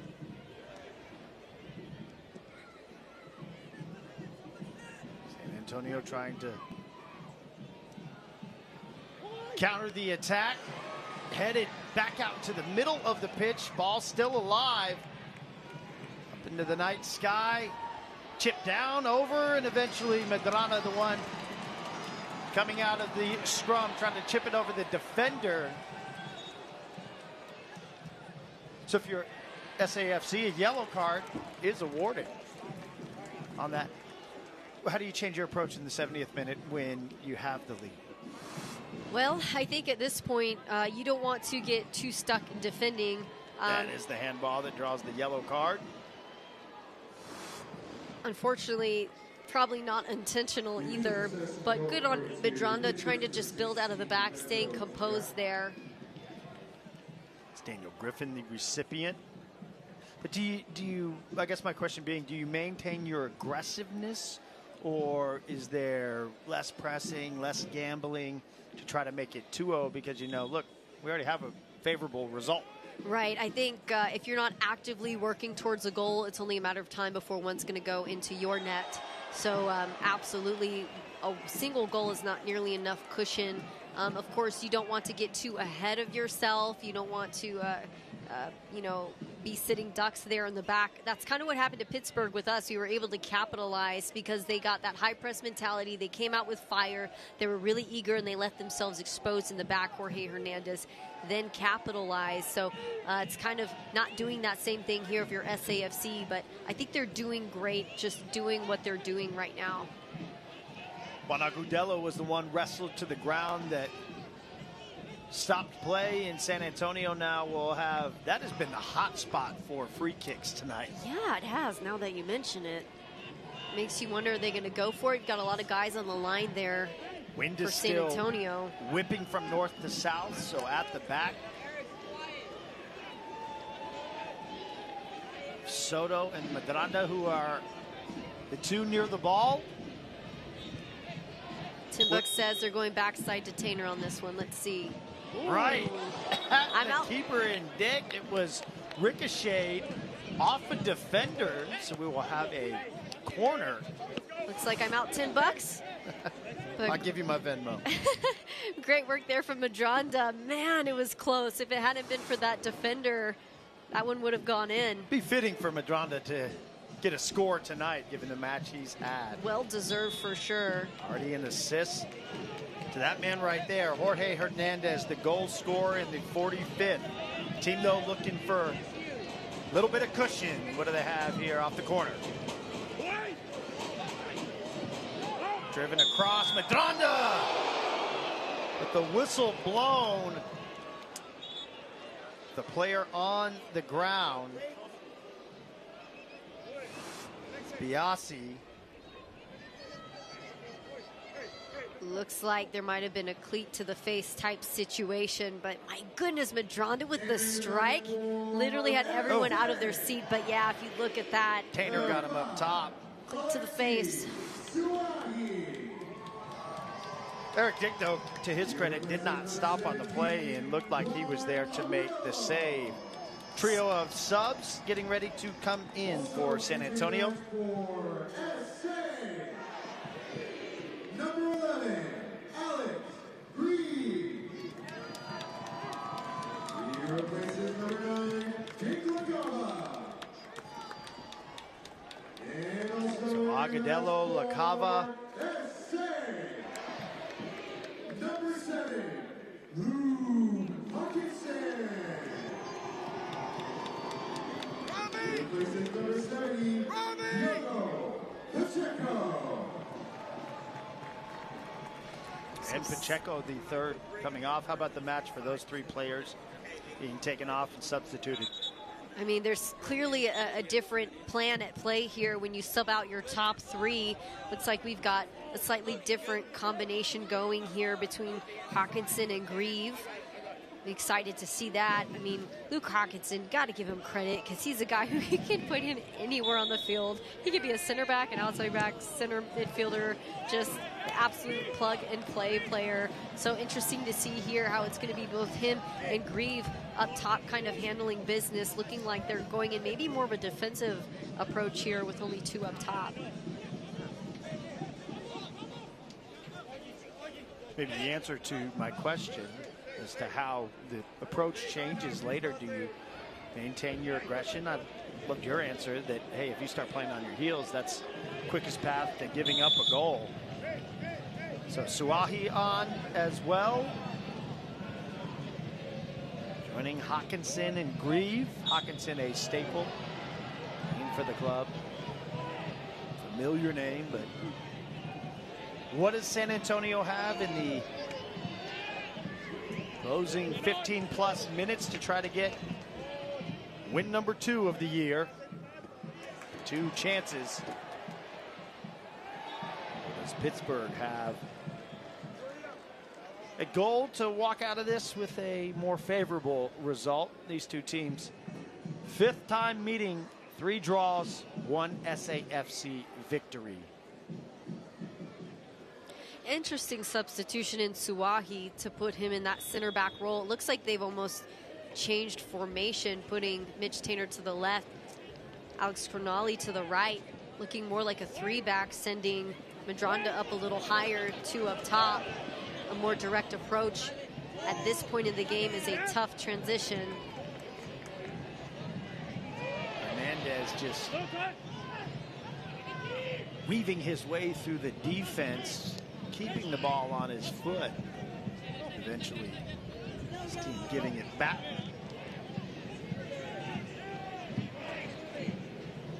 Yeah, San Antonio's gonna have to be really aware here now that they're in a 3-5-2 with only a few minutes left. Such a hard transition once again to not be exposed there in the back. If you're Pittsburgh, you want to exploit that area between the defense and the back line. Try to pull them as high as you can to your end line. Slowly build out of the back and then find some of those seams. It's gonna be a lot easier here for them if they stick to that game plan. And if SAFC doesn't move as a unit, they're gonna get exposed. Not to nerd out on you or anything. No, I was pure soccer X's and O's here. I was just thinking now, Katie, that you've had nearly 2 full games worth of SAFC thus far this season to distill stylistically. How do they look to you? What do you like? What are the positives? What do you think? First, let's start with the positives. What are the things sticking out to you the most that they're doing very well? Well, they were able to handle that change stylistically with the 4-3-3 really well. Looked clean coming out of the back. Good dribbling, trying to create ricochets, finds the boot. An unmarked Riverhound working. Hernandez will get it, challenged from the back. The whistle does blow. Go ahead. Interesting fall to the pitch there from Jorge Hernandez. But yeah, speaking to what I've seen so far from San Antonio FC is that they've done really well in the 4-back of just maintaining possession, keeping things clean. But I do love, we'll look at this here. It looks like maybe there's a bit of a shove on the back is what the ref is calling there. I will say stylistically, they might feel more comfortable in a direct approach. I think it's great that Yomosa is trying this early on to see if they can shift mid-game into this type of thing. If you can, this is a team who's going to be unbeatable if you can make things happen with this kind of shift. It changes the predictability side of it, you know? You go in with a game plan thinking, okay, they're going 4-3-3. All right, now they're all of a sudden at 3-5-2. That's a whole different thing to adjust to mid-game. How about biggest areas for improvement? Where does this team have their biggest areas to grow? I think as they move from midfield to the attacking third, things could be a little bit more creative. That final pass, setting up your attackers for success. There's been a couple of times they're in some tricky situations. They have to wiggle their way out of it. The way that they've been successful so far have been on transitionary moments, on set pieces. that's where SASC has been successful, not necessarily in the attacking third. Interested to see how Jorge and Pacheco continue to evolve their linkage. Looks like Pacheco can be a scoring, finishing force. Yeah, definitely something really good happening there between Pacheco, Jorge Hernandez, and Juan Agudelo. That trio right there is lethal. LaCava had some moments tonight where he looks to go one-on-one versus the defender and has the ability to wiggle into some space. Can't sing the praises high enough for Medranda as well. The match that he's had, just all facets of the game, defensively, offensively. The man with the assist, nearly had a goal himself.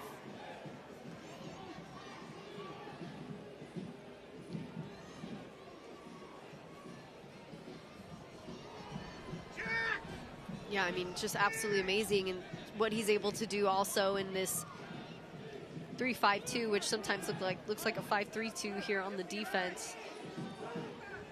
Absolutely someone that you want up in the attack. Stepped over and headed out by the aforementioned Medranda. Will fight on the other side. Got to give it up, too, for Alexis Suahi for stepping into the central center back role on a whim when you haven't started out playing it. That's just a tough spot to walk into. Why? Because you're the eyes and ears and head and brain of the entire operation. It's a role that you can't react in, that you have to be proactive in, high IQ position, and just a tough thing to walk into when there's already a synergy in the game at play. Chested down by Hernandez, who is sent down with the chest of the defender, Walty.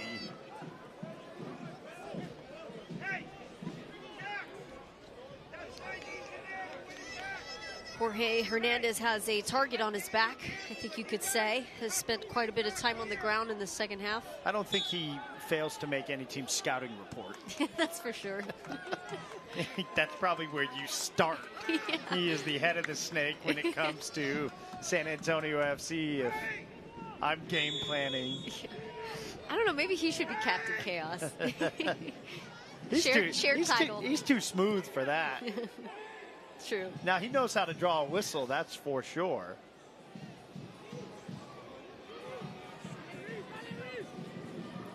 The ball just getting past the outstretched heel of Crenali. Williams will be the one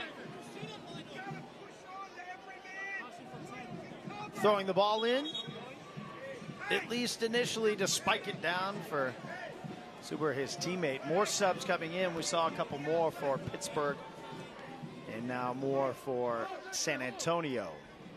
84th minute, about to flip on the clock. Barone, who played last week. So Lucio Barone on.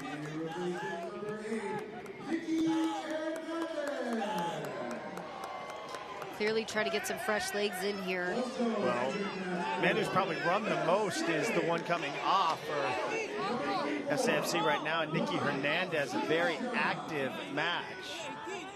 Yeah, honestly not too sure if that's who you want off the field in these final minutes. Everybody trying to figure out what's going on. Pointing, whistling, screaming. What are we doing? That we feel the same Great way. question. Oh. So Juan Osorio will be sent on, number 34, coming in the spot of Reese Buckmaster. Osorio from New York City, played for Leones FC. High soccer IQ, coach says, Ferruzzi says, possession play and range of pass is exceptional. This is ridiculous. This is ridiculous. We'll be responsible to add the correct time, okay? I know. You're totally right, sir. You're totally right. We'll be responsible for that. Apologies for some Irish rowdiness out here today. You know, no green beer needed for that one. That's why the refs wore green tonight, maybe.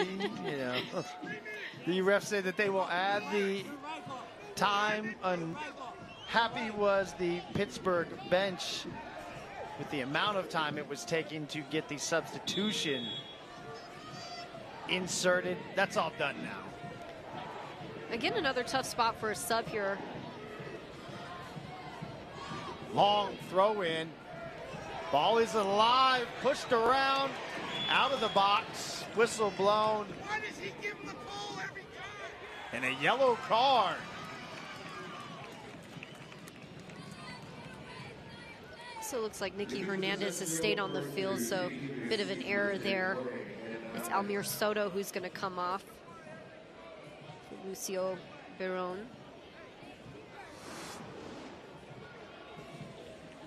Replay, Coach Lilly not happy about this call. Just a scramble. That's what you're going to get in a scramble. Could have easily had a whistle earlier in that with the grappling for space. So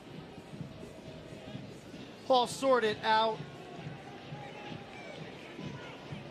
2 minutes quickly ticking off the clock, excuse me. Tick-tock on the clock. San Antonio protecting that 1-0 lead.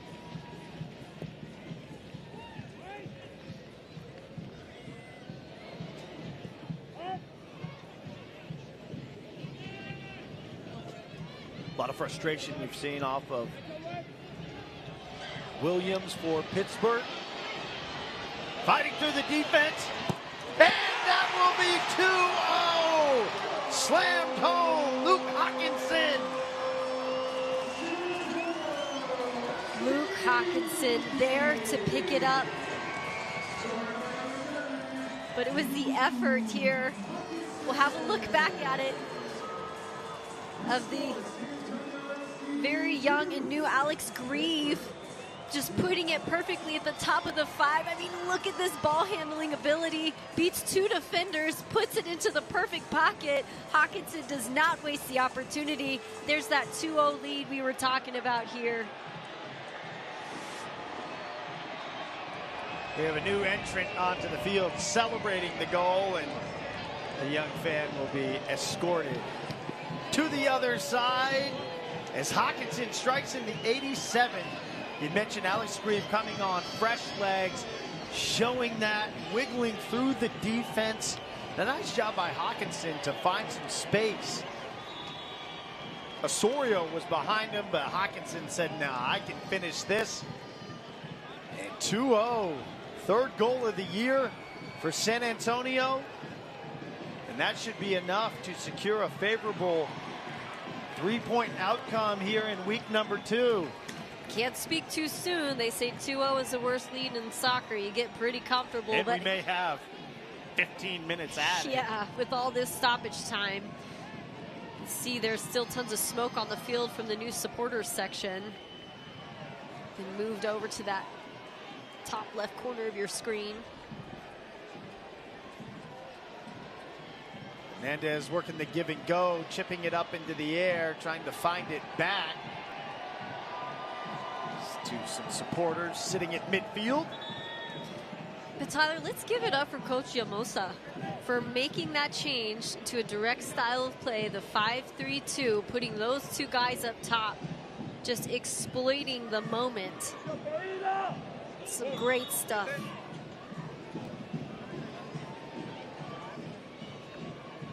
Team on the precipice.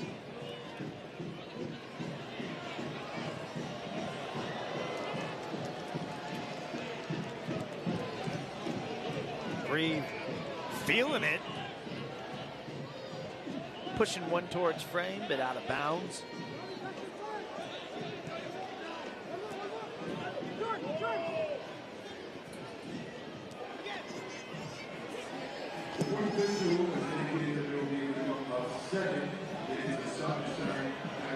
Figured we would. 7 minutes, a sizable amount.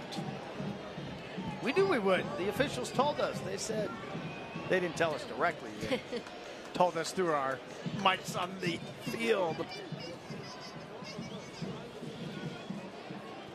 So 7 long minutes.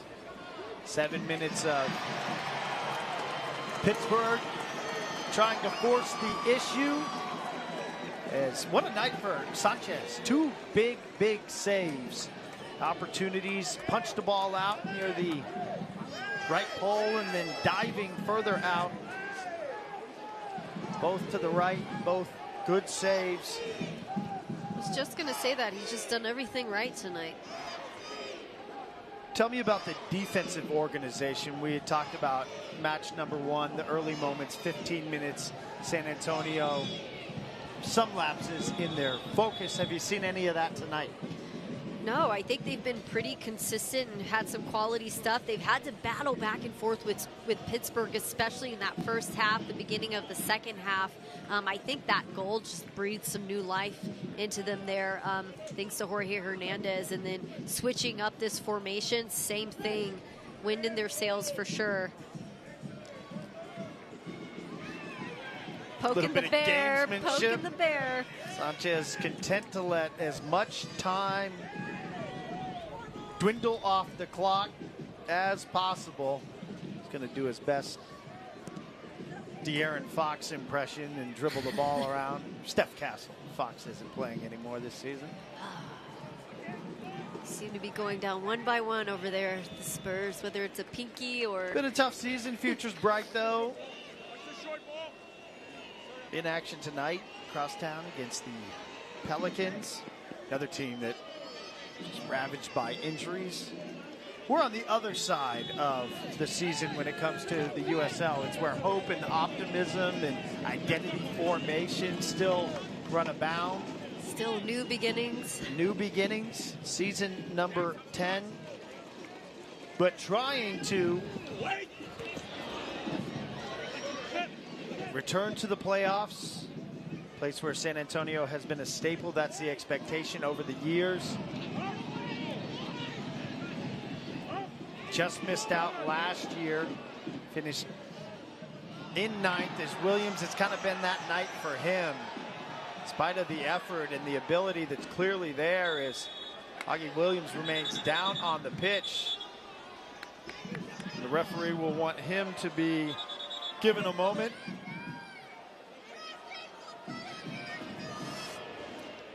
Looks like a pretty big takeout here.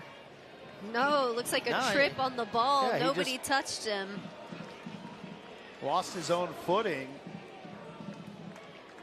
Now, that may have led to something warranting being down right now, and seems to be at least in a level of discomfort, but I mean, he's been pushed and shoved all night long. There's no doubt about that. No quarter given. Him and Tainer going back and forth with it. Yeah, and then you're in extra time. That's when your legs tend to get tired and give out. That's when injuries happen. Good to see him popping back up, walking a little gingerly, though.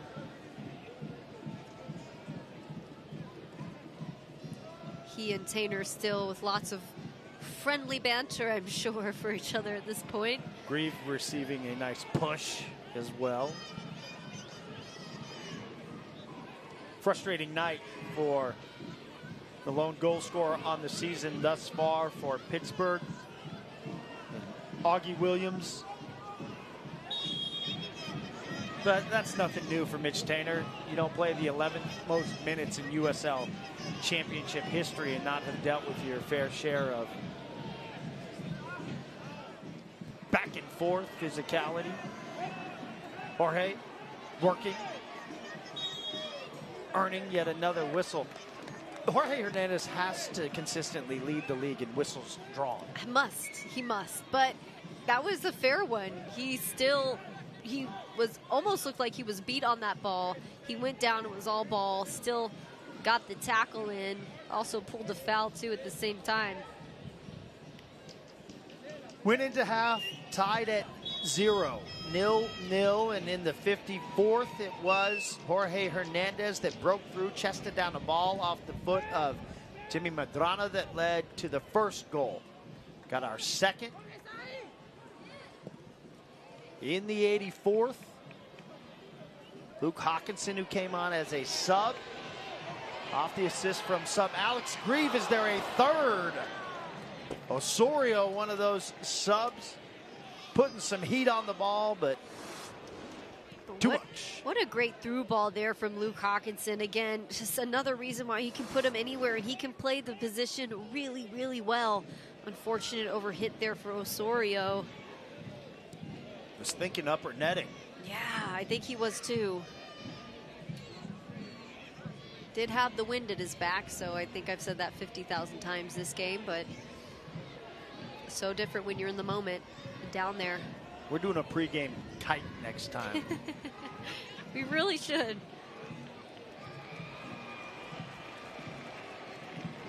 Out in front of Sanchez, who will cover harmlessly, lay, and dribble.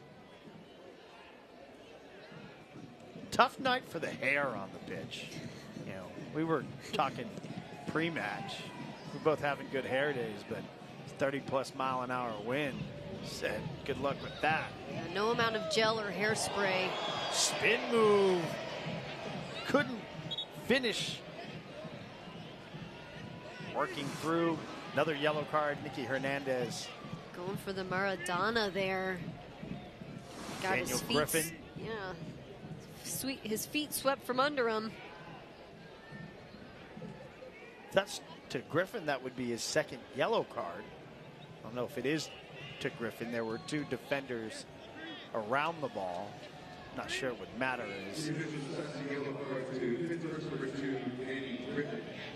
Griffin, the captain for a second season, led the team in minutes played in 21, 22, and 24. So one of those veteran pieces who's been really important there for Pittsburgh. Griffin did not get the yellow card earlier on the handball.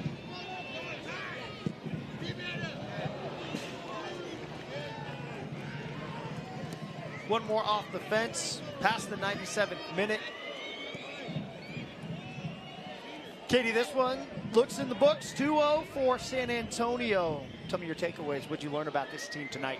They're a team that can adapt and conquer. You know, I don't think I would have had it on my SAFC bingo card that they would change formation mid-game this early on and do it so successfully. And I think that's just knowing the talent on your team. That's something that Coach Llamosa has understood very well. Early returns for Carlos Llamosa, third head coach in SAFC history. Probably got the game ball for last Saturday night for his first win as a head coach at the club. We heard from him at halftime talking about one of the best clubs in the league and across the United States. And San Antonio FC off to a great start. Another victory, another 3 points to begin the 2025 campaign. Major round of applause for Jorge Hernandez, for Luke Hawkinson, and for all the pieces that had to make it happen here for San Antonio tonight. I think you can pat every single one of those guys on their back for the contribution on the field tonight. Really excited to see what they're going to do for the rest of the season, because this was a huge marker of success for me. You have a man of the match? Man of the match. Let's give it to Jorge Hernandez. I mean, he did a great job holding his run, getting out in front. How many calls did he draw for San Antonio tonight? Really, really great stuff, just being able to put it away. And, of course, Jorge, you think he's going to come out with assists, as he was the assist leader seasons past, but instead, he decided to just put it away early on. When you start the season at home, you need to stack some wins. San Antonio does just that. After 1-0 in the season opener last weekend, they followed up 2-0 against Pittsburgh. Jorge Hernandez in the 54th and Hawkinson in the 88th. As San Antonio will now head on the road at Oakland Roots. It will be rocking 15,000 plus, playing in the Oakland Coliseum. 2 on the road before they come back for the month of April, in which they play 3 at home. San Antonio victorious on the eve, 2-0. For our whole crew, our partner Katie Goodman, Tyler Denning saying good night from Toyota Field.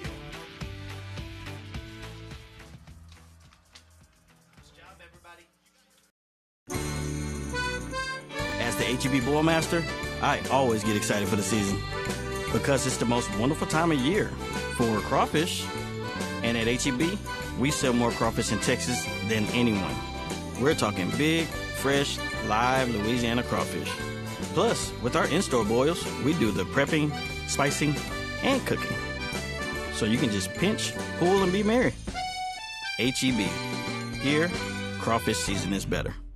For 80 years, Goodwill San Antonio has been transforming the lives of people in our community through work. Because every time you donate or shop at Goodwill, you create real paths to career training and jobs. Thank you for making our 40 years a success. Good job, everyone. Imagine yourself in a new Toyota. Hey, there he is. Let's do this. Hey, you ready? Yeah. You're up, guys. All right. During the Ready, Set, Go event, qualified buyers get 0% APR financing for 36 months on a rugged new 2025 Tundra. Offer ends March 31st. Go from dreaming it to driving it today. Yeah. Come on. Toyota, let's go places.